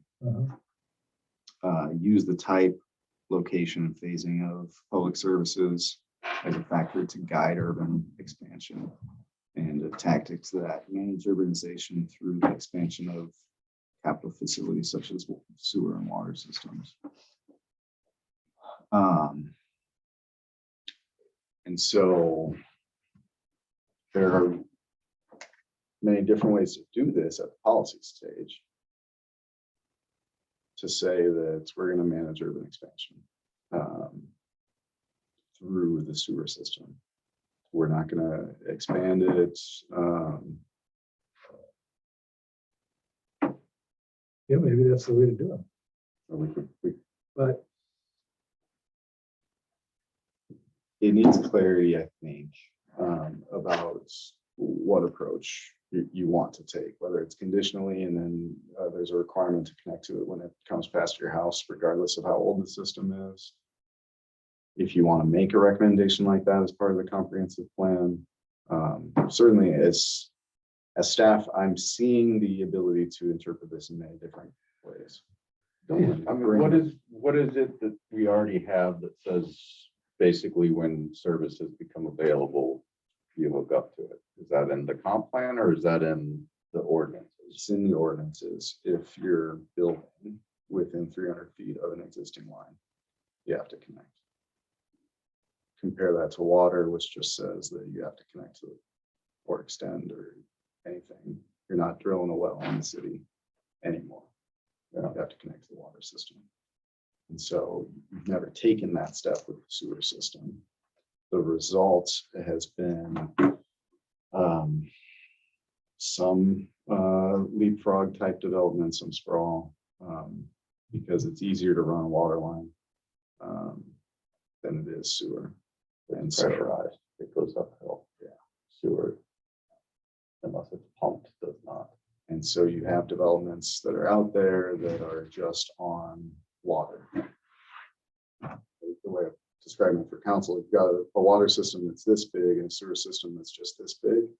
And so when these properties on the edge go to develop, the decision for them is, oh, well, hell, I'm just gonna do water because it Yeah. covering that gap for sewers, not feasible. And so at the council level, they're doing capital facilities planning to start closing that gap. So this line going up Loop Road takes that 1,000 feet closer to city limits line up here or further on. So they're looking at that as a project, and there's other ones, and they're all expensive.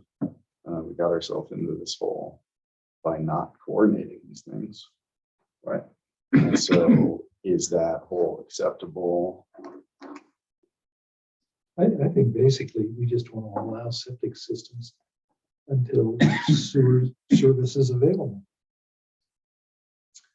Permit the use of septic systems until sewer services are available.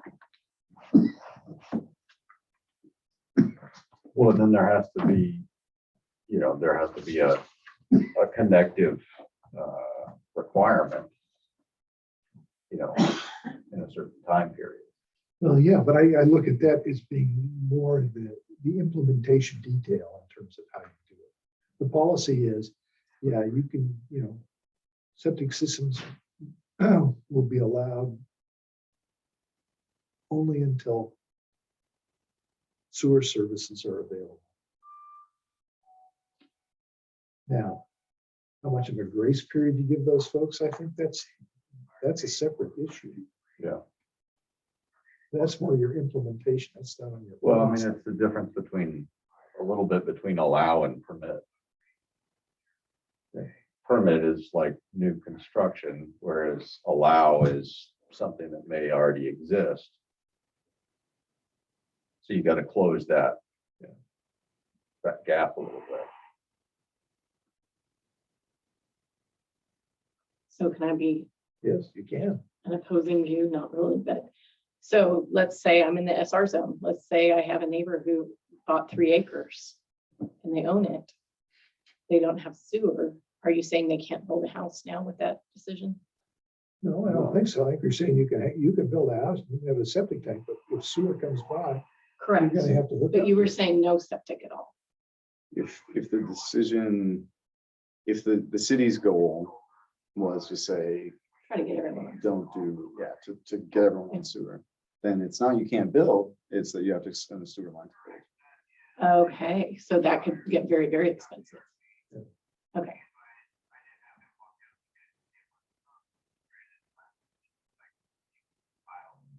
We have homes a quarter to a third of a mile from our neighborhood that are on cisterns and septic. It's like so different, so close. And if you're increasing densities, you're ultimately gonna want sewer. I mean, you can't increase densities. Well, in these yeah, I areas mean, unless you have sewer. right, I mean, you're prohibited from maximizing your coverage if you don't have, if you're not hooked to septic. I mean, you're almost in every zoning area, you're greatly reduced if you're on septic. And not just by zoning, by the health code. Right. So, I mean, we want to encourage look into the sewer system when it's feasible. Well, it's not only, feasible, available. Right. I don't think we're trying to I mean, I think we're looking prohibit at, development. We're not trying to do that. What we're simply saying is if sewer is available, you need to be hooking up to it. And it goes back, I think, Ben, as you were talking about in terms of capital facilities, is how do you plan in advance in terms of where you want to see higher density development so that your sewer gets in there before someone comes in and divides it into larger lots And put septic. and puts septics on it. And what's your, So and that's captured in here in terms of thinking in advance, in terms of providing services to meet your, your planned land use. the rubber needs to meet the road somewhere. And let's say there's this 3-acre property owner who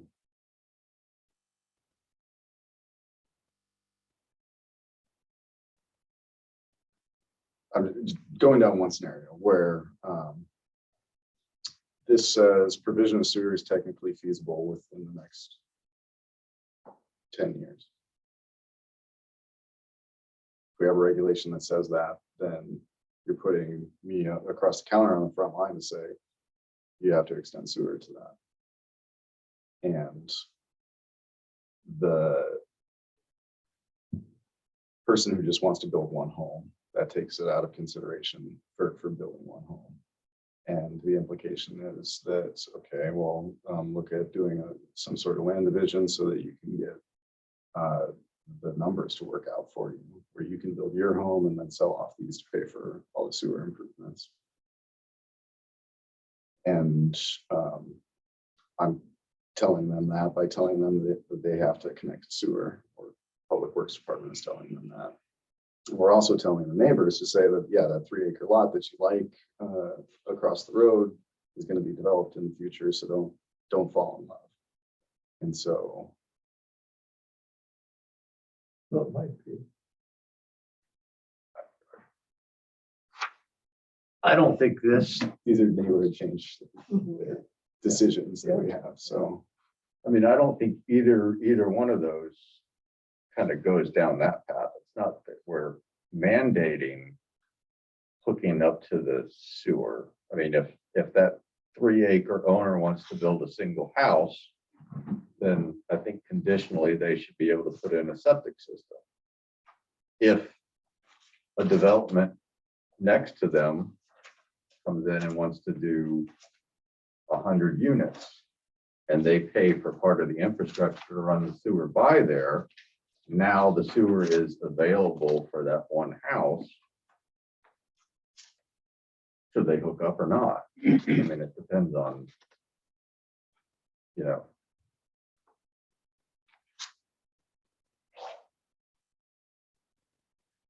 Well, the bottom line is you want people on sewer if sewer's available. It's how do you get there? Oh, I don't know, outhouses for Just put it in a bucket and take it down to Rock Creek. Take it over the railroad and dump it on their pilings. You probably don't have to go that far back before that was a standard practice. Just put the pipe further out into the river and it'll all go away. Pollution is the solution to pollution. Woodstock. It's not So, that long ago. I would, Give me, my suggestion would be to get rid of only and put in conditionally.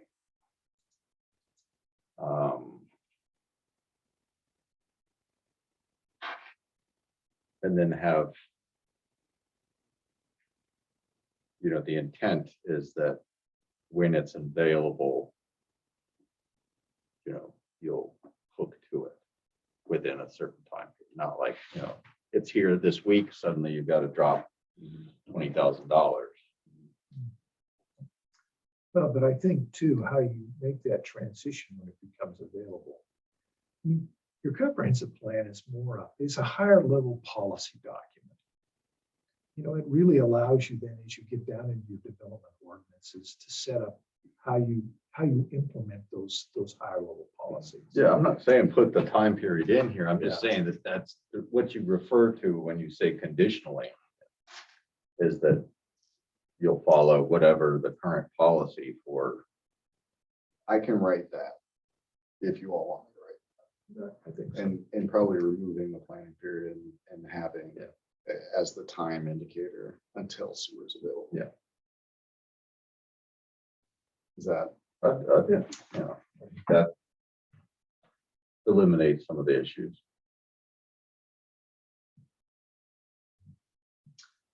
Well, I mean, we know, we know it's gonna be an issue because every time this comes up, it's an issue. Right.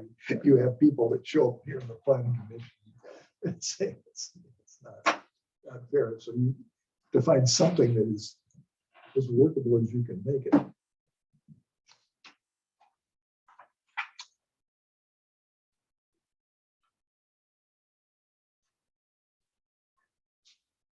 There's one politician once said to me, he says, Rebecca, you're always trying to make everybody happy. I said, no, I'm just trying to make everybody equally unhappy.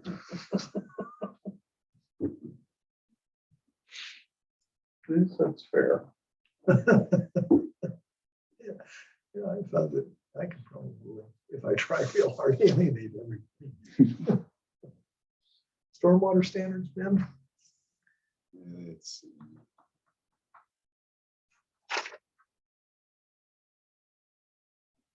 It's rewritten. In concept, it's the same to establish stormwater standards for land development. In this case, it's rewritten to say establish a stormwater program for a specific purpose in accordance with a specific manual. And so that may be a public works purple dot to see if we want to specifically reference that manual in the comprehensive plan. You have to have an NPDES permit. You don't, we're under the threshold. For a while, anyway. P for public works director. Yes, Purple I for public think works so, director. Yeah.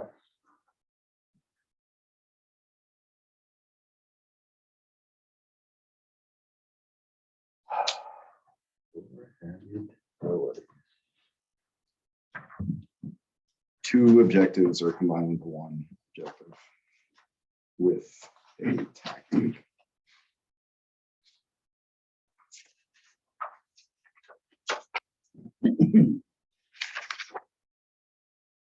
This is an area where consistency was identified within that downtown. Say, hey, let's, in the downtown area, let's really plan to get them all underground. Yeah.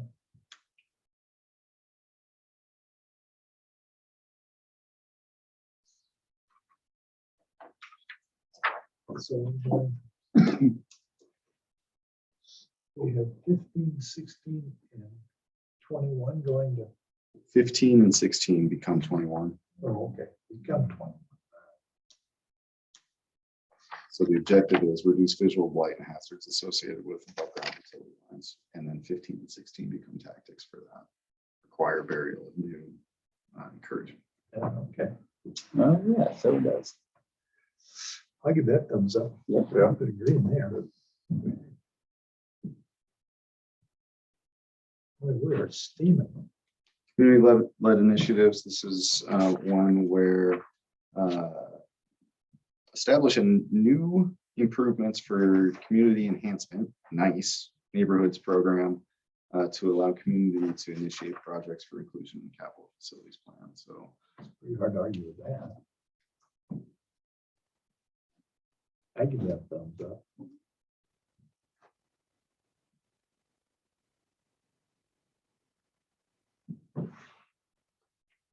tying land development to the capital improvement program. That should be capital facility program. You know, that was one of the things we've been talking about tonight pretty consistently, I think. Let's see how that plays out.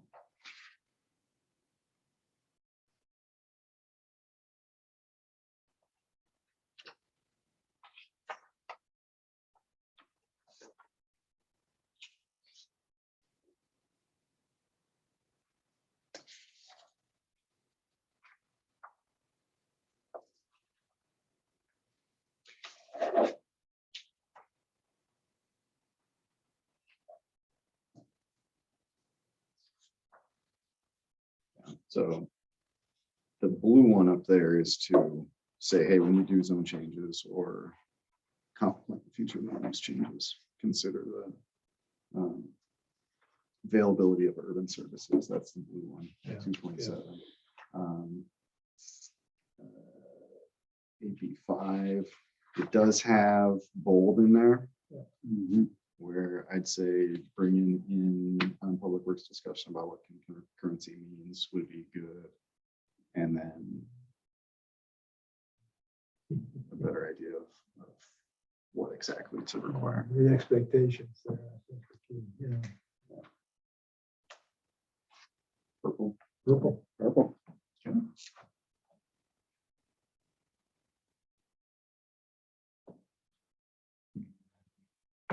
So when is the new public works director on board today? She started today.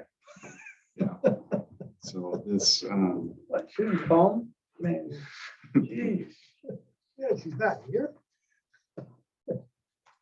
I already talked about this one some, so 1.12, develop a public art plan, start budgeting for that in a capital improvement or sort of way, capital facility sort of way. 4.8 is the underground utilities, 7.1 is transportation plan, 7.4 is the walking trails, 7.8, no, sorry, 7.9 is something else. 1.5 is parks. Quiet zone, so 7.9. Says start planning for it, integrate quiet zone planning in a capital facility sort of way. Let's do a deeper dive on that. Quiet zone was so important to the Stevenson people in 2013 that the same tactic appeared twice under the tourism section and Outside of the derby. and that wasn't a typo. They said, no, it's important, let's do it. Was it noisier back then? Or? Yeah. They blew their Train whistle whistles, yeah. 43 times a day capacity. Oh, we talking about the trucks? Trains. The train. Oh, the train. Quiet Okay. zone. And so we accomplished that. We got a quiet zone established. We got the 4 quad gates there, so they don't blow at Russell in the middle of town anymore.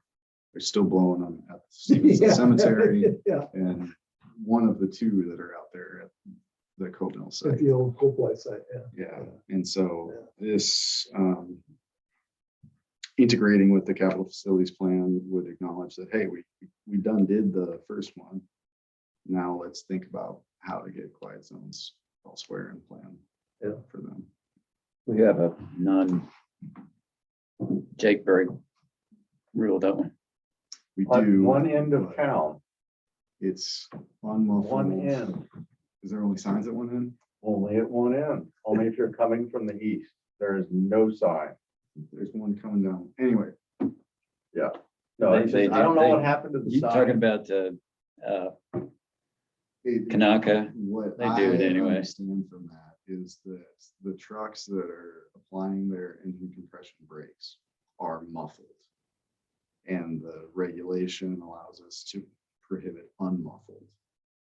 And so it'd be even worse if, this is what I'm told. I don't know if that's true, but this is what I'm told. Well, I know that the ones coming from the west, coming east into town, Yeah. as they get to the causeway, use theirs, and there's no sign at that end. Now, there is coming the other way.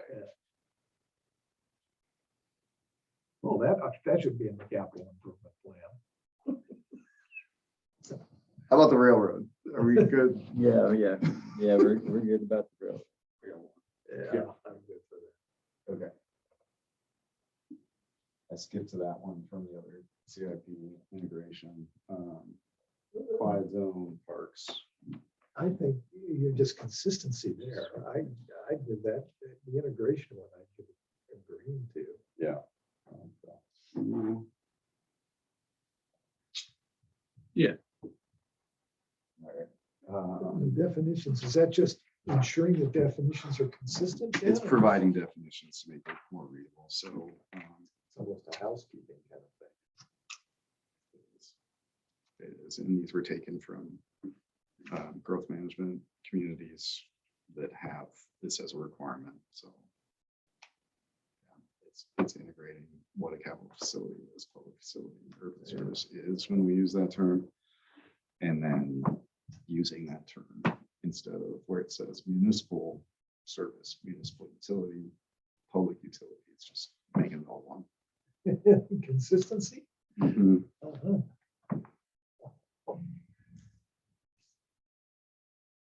It's always nice to have some consistency in definitions.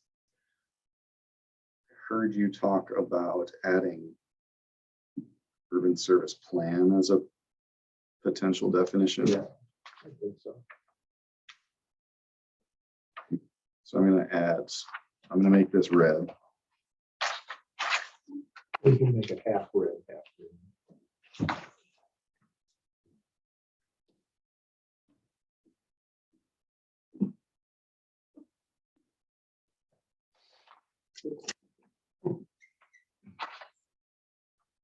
Getting artistic.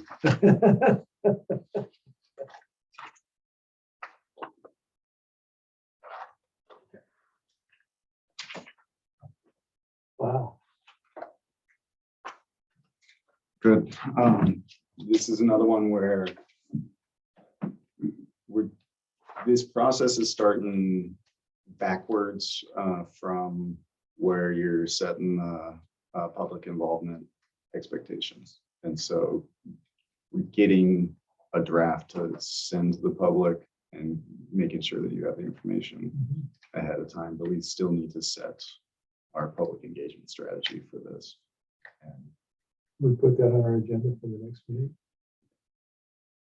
yeah, getting this far is really good, though. Because I would think you're going to bring some folks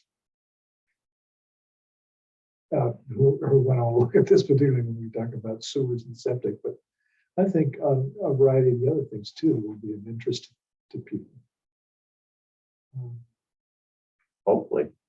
Well, hopefully, and I think it's a good move by the city to move this sort of facilities plan into this form and make it a more focused method of work, I guess, out there, more formally adopted as a process.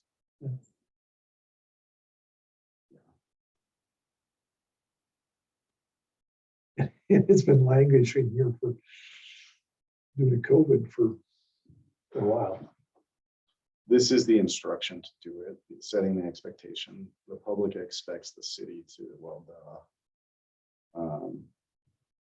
we've been doing the planning in the meantime. We've been making sure that everything's laid out on one Gantt chart, on one budgeting document to say, here's where everything you know about. So then that will now include like the tree inventory and Good. management plan, and we've got that. We can put that on there too. And here's a set of projects, and making sure that these things are overlaid is something that we're unfolding. But yeah, we're doing it because, well, we should, but this really enshrines it. So Well, the interesting thing is, for example, down on Russell Street, how many people really noticed that you coordinated all those things? You really don't. It happens. But if you don't, they will notice that, well, you're just digging up that street you just paved. So they notice when you don't do it, they may not notice when you do. Which I guess maybe is good in some ways. yeah, and look, I was really proud of watching it unfold when during budget season this year. So we've had 3 water projects that were previously identified as needs, and we budgeted for them. And then immediately at the start of 2022, we're talking about going out for engineering to get those designed. So just watching it play out, like this is exactly what should happen. Identify a need, that need serves this purpose where they're saying get rid of AC lines, the brittle old AC lines, and replace them with new lines. The council has set that as a goal. All right, here's some projects that do that. Here's what we think it's going to cost to do that. Do you want to devote the budget to that? City council, yes, we do. all right, now the year turns over and here's how we're gonna get this project done. So it makes it a lot easier. It makes the ability to deliver on council needs easier. Well, good. Thanks, Ben. Thank you, guys. Carolyn did start today. You all will have one closer to a full, well, you'll actually just be status quo, but we'll fill a vacant seat and have another vacant seat. We'll try to fill the next one ASAP too. City council is trying to do an annual, well, they've done an annual visioning session that helps us generate projects for the next year. Do the grant writing to go into the budgeting for the next year. It's not the camp out, right? No, All right. the retreats.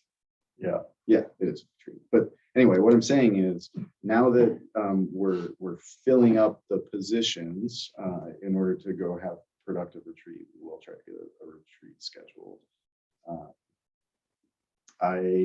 The last time we sent a planning commissioner there, we lost him to the city council when they had a vacancy, but there's a great deal of room for more coordination between planning commission and city council. And so I'm hopeful that when we do have that retreat, one of you all will be available to be there for that, so that you're hearing them say, yeah, we want to replace the AC portion of our water system. Approximately when is it? TBD, don't know. I mean, summer. Usually it's spring. Spring. February, March time. This time it's a little bit late because of COVID. Well, filling positions. Oh, right.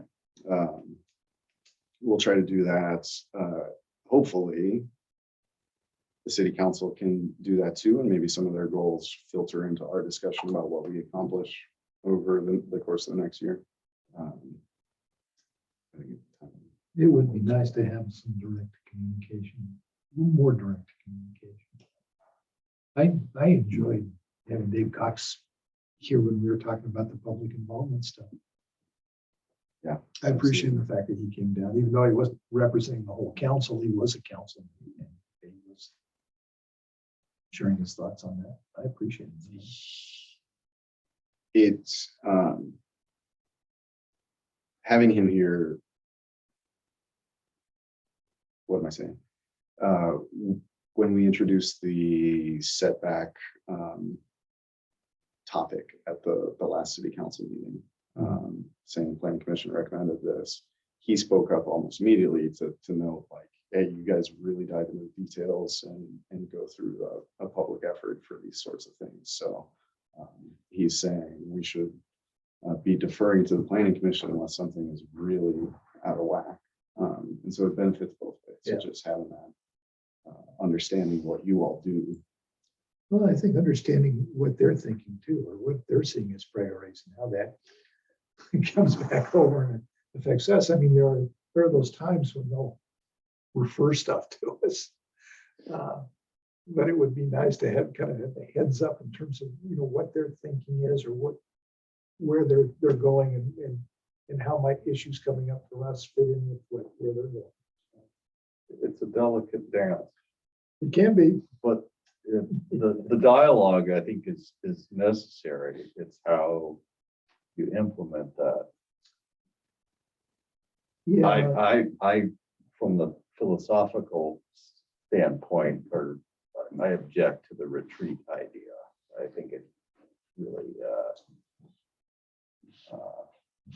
eliminates a public involvement, and you create this environment where you get a lot of discussion that's doesn't have any oversight. And I always have an issue with that. Mhm. They are open public meetings. They just establish up front that we're discussing. Yeah. It's not a public discourse. It's their conversation. Well, they can't formally make a decision. They make It's not, policy. it's not, the public's not excluded from attending or witnessing the meeting. Right. And so I'm parsing words here. So it's an action. The deliberation is an action, and an action has to be in an open public Right, meeting. yeah. Whether it's a decision or Yeah. not, it's an action that's occurring in the public. Yeah, I mean, It's just, I know what the location is different than here where we have, it's that, yes, it's public because you're invited, but you can't log on or listen to it in the same way. The involvement level is greatly decreased. And that's my, yeah, I think it's how you organize them. I mean, I'm planning a retreat for my board, but we're gonna meet in the same room where we meet, and it's open to the public. And, it's an opportunity to exchange information you just don't get before, and, we start to lay out issues that we want to more formally look at in the course of regular meetings. So, yeah, no, I'm not objecting to the concept. The way that it's expedited is just why. We did a different model of joint meeting between the planning commission and city council.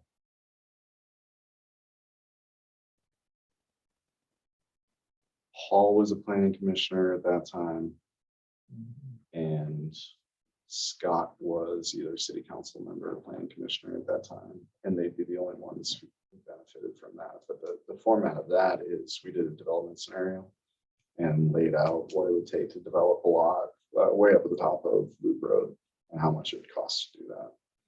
And then the scenario, we did a game of, okay, pick these different tools to try to reduce the development cost or make a better ROI for the and that led to a lot of really good discussions and really fast decisions from the planning commission and city council to adopt a planning and development policy, which we didn't have before that, to reduce some of the minimum lot sizes or provide some flexibility in minimum lot sizes, and to reduce the requirements for street width, road diet for local streets. Really, really good connection between this is why we're doing it, this is what we need to do, and let's get it done. And so we've been thinking about that, not even putting anything on paper, but a similar effort, joint meeting about housing and housing affordability. Because while you guys have been having the zoning discussion about increasing capacity, residential building capacity, city council has been having discussions about affordable housing and affordability in terms of the tax structure, in terms of the utility connection fees and structure. And we're just passing, even though you're both pointing in the same direction. Nothing's happening there. So trying to think about That's such a big exercise. issue, though. I mean, affordable housing is such a bucket of mud to get into. There's a webinar that I took recently that talked about the it was in two different ways. How did two different webinars as part of a series, but both of them have this one concept in common. It was put on by the same group. One was about how to fix a dangerous road in 24 hours, and one is how to for zoning changes you can do quickly to change how things work. And the common advice that they both gave was identify the easiest thing that'll have an impact and do that. And so you don't get too lost in all of it. Just saying, all right, yeah, this is part of it, let's do that. And so it provides for some incremental steps along the way to get done. my approach has always been, oftentimes sitting in these committees or commissions or boards, is we always immediately jump to how are we going to do something? And we never really stopped to ask ourselves, why are we doing this? You know, let's define the problem that we're solving. I think that's our issue with affordable housing is we haven't really defined the problem. I think you can probably wander through town and talk to a half dozen or a dozen people and ask them, what do you think affordable housing is? And you'll probably get just about that many different responses. And I just think we need to define what that problem is. In some ways, we're sort of like the 5 blind guys and the elephant, you know. Well, and it's, you know, Of how we characterize it. like you go for the easy, low hanging fruit, and then, you know, it's like, okay, you know, how did that really meet the need? You know, again, it's back to like I've said, you know, why, you know, not how. We did the house. Here are these things that we have, but they're not being taken advantage of. Nobody's doing that. Why? Because we didn't understand what the real thing was in the beginning. You know, we gave all these pieces to solve a puzzle that we didn't know what the picture was. You know, so. Exactly. We come with solutions to some problem that we don't even. Well, We don't know what and the it's problem such a big problem. I mean, it's,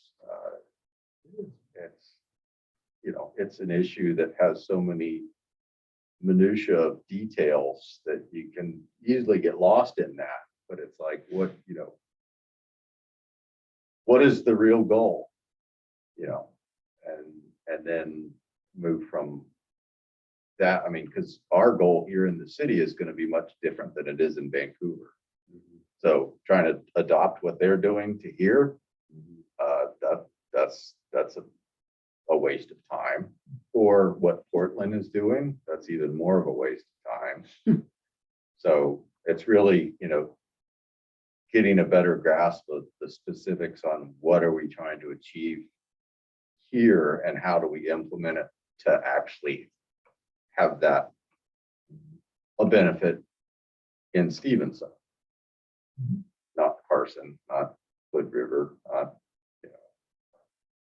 And we saw some of that in our discussions of the residential zoning and the different motivators out there. You know, some people were concerned about the loss of character of their neighborhood. Some folks were concerned about the implications it might have for city services that they have to sign up and pay for. Some people voiced a concern that they couldn't find employees.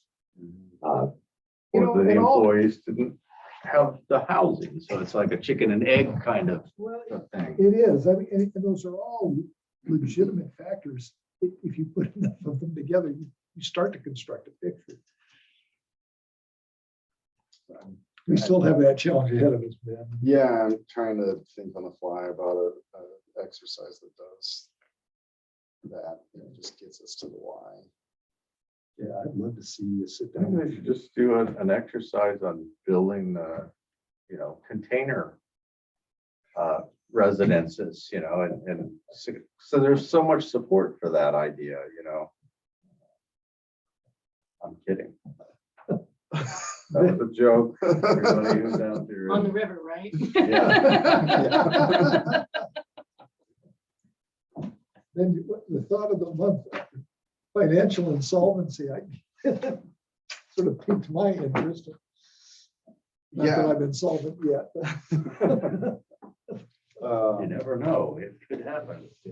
Link to a YouTube video about showing where service demands are within cities based on a group that does this analysis in city after city. So they visualize through this video where the service demand is and where the revenues are being generated from. And it's almost always downtown older developments or mixed use developments that are generating revenues, and single family developments that are taking those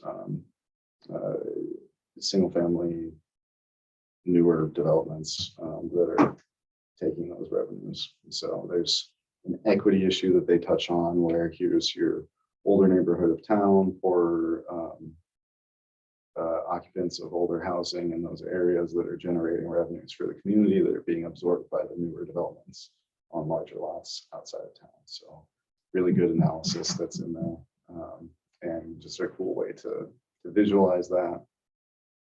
And they're just making the point that every city is marching toward this insolvency as we expand in this pattern without expanding the mixed use downtown development. So, But you know, we ran into that situation too. Remember the high-speed internet committee we had, where the providers, boy, they were ready to provide all this service to the downtown area because they could generate a lot of revenue with minimum investment.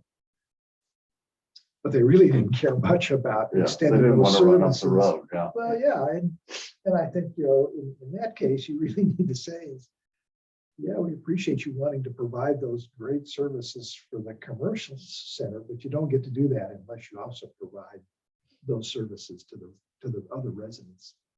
Because it really is it's almost become an essential service, you know, in our lives, Ben. Other announcements, Ben? New public works director started today. She's going to be a great asset, and she'll prove that when she comes and talks to you about Where's she from? Stevenson. Really? Yeah, she grew up here, graduated high school here, went off, got her professional engineering stamp, and has been most recently working for Federal Highways Administration in the Western Federal Lands Division. So maintaining, designing roads and forests and national parks in the West. So coming home, raise our family here. When did she graduate from high school? Don't know. Somewhere probably in the mid 2000s. Oh, A youngin'. yeah. Yeah. After my kids, anyway. Yeah. Anything else? SMP integration. So the comp plan amendments process that you're going through right now, it talks about the biennial amendment process and reviewing all applications that are submitted within that 2 years at the same time. It exempts from that process references or adoption and enshrining the SMP within that. And so we'll prepare a second amendment to enshrine this SMP in the comprehensive plan. There's already references to the old SMP. Yeah, exactly. And so this is getting that into getting the new one in there and probably generalizing it a little bit so that the amendment process isn't so lengthy, or the scope of the amendments isn't so lengthy every time. Additionally, I'll have a zoning code amendment for you guys to review to integrate the SMP. When we set out to reformat our zoning code in 2016, we took all of our existing land use categories and just plunked them in the table. And without getting bogged down in the details of saying, well, that one's just like that one. So forget it. They're all going in there. So, for example, in the utilities and transportation land use category, we've got railroad facility as one use. Railroads facility, including ticket office and waiting room, is the second use. Whatever the M1 district had it as this, the C1 district had it as that. Just put it in there. We'll figure it all out later. For water, boating facilities, types of boating, there are about 8 different ones. That piers and docks, piers for industrial purposes, yada yada. Wharf. Wharfs, yeah. The integration in this case would be to open up that we never touched before, just to get the format done, to show the inconsistencies. And for voting facilities, we're just gonna reference the SAP. Yeah. Just a straight reference to that, get rid of it and clean up the ticket office and waiting room. And parking is the other land use category, different types of parking that are in there that we get to clean up as part of this. So the integration into the zoning code and the comprehensive plan, that's one to look out for, that we just need to do. And the work's already done on the zoning side. I need to do it on the common plan That side. seems pretty straightforward. Yeah, that's the housekeeping stuff. Downtown planning, after the COVID hiatus, we will be reinvigorating our steering committee for that, the Stewards of Success Committee for that, to get a recommended draft in front of the planning commission and ultimately the city council. So got that draft from the end of 2019 that we started digging into as COVID restrictions were put in place and crazy times started. And that's one that just. Hooray. I'm glad we're doing that. My plan is for that. Jeff represents you all on that. It's just dig into it and say what shouldn't be in here. And start removing things that way. Try to make that easier to say. Let's remove things and whatever left standing, make a recommendation. So that'll be coming your way, and that's those are the updates I have on that. Okay. Anything else? Around the table. August, No, I'm good. Maybe? I've said enough. and anything you want to, you still want to be on the planning commission after sitting through It's this? very meeting? interesting. Yes. I was amazed at how quickly y'all went through that. Oh, that's, We'll be back. Oh, I know, but that was pretty amazing. Yeah, I think we got a good start on that. I'm happy. So that's good. Yeah, more than half of those are green. So Well, there's no other business. I'll entertain a motion to adjourn. I was second. Okay. I will approve. Okay, we stand adjourned. Thank you all. Next month, I guess.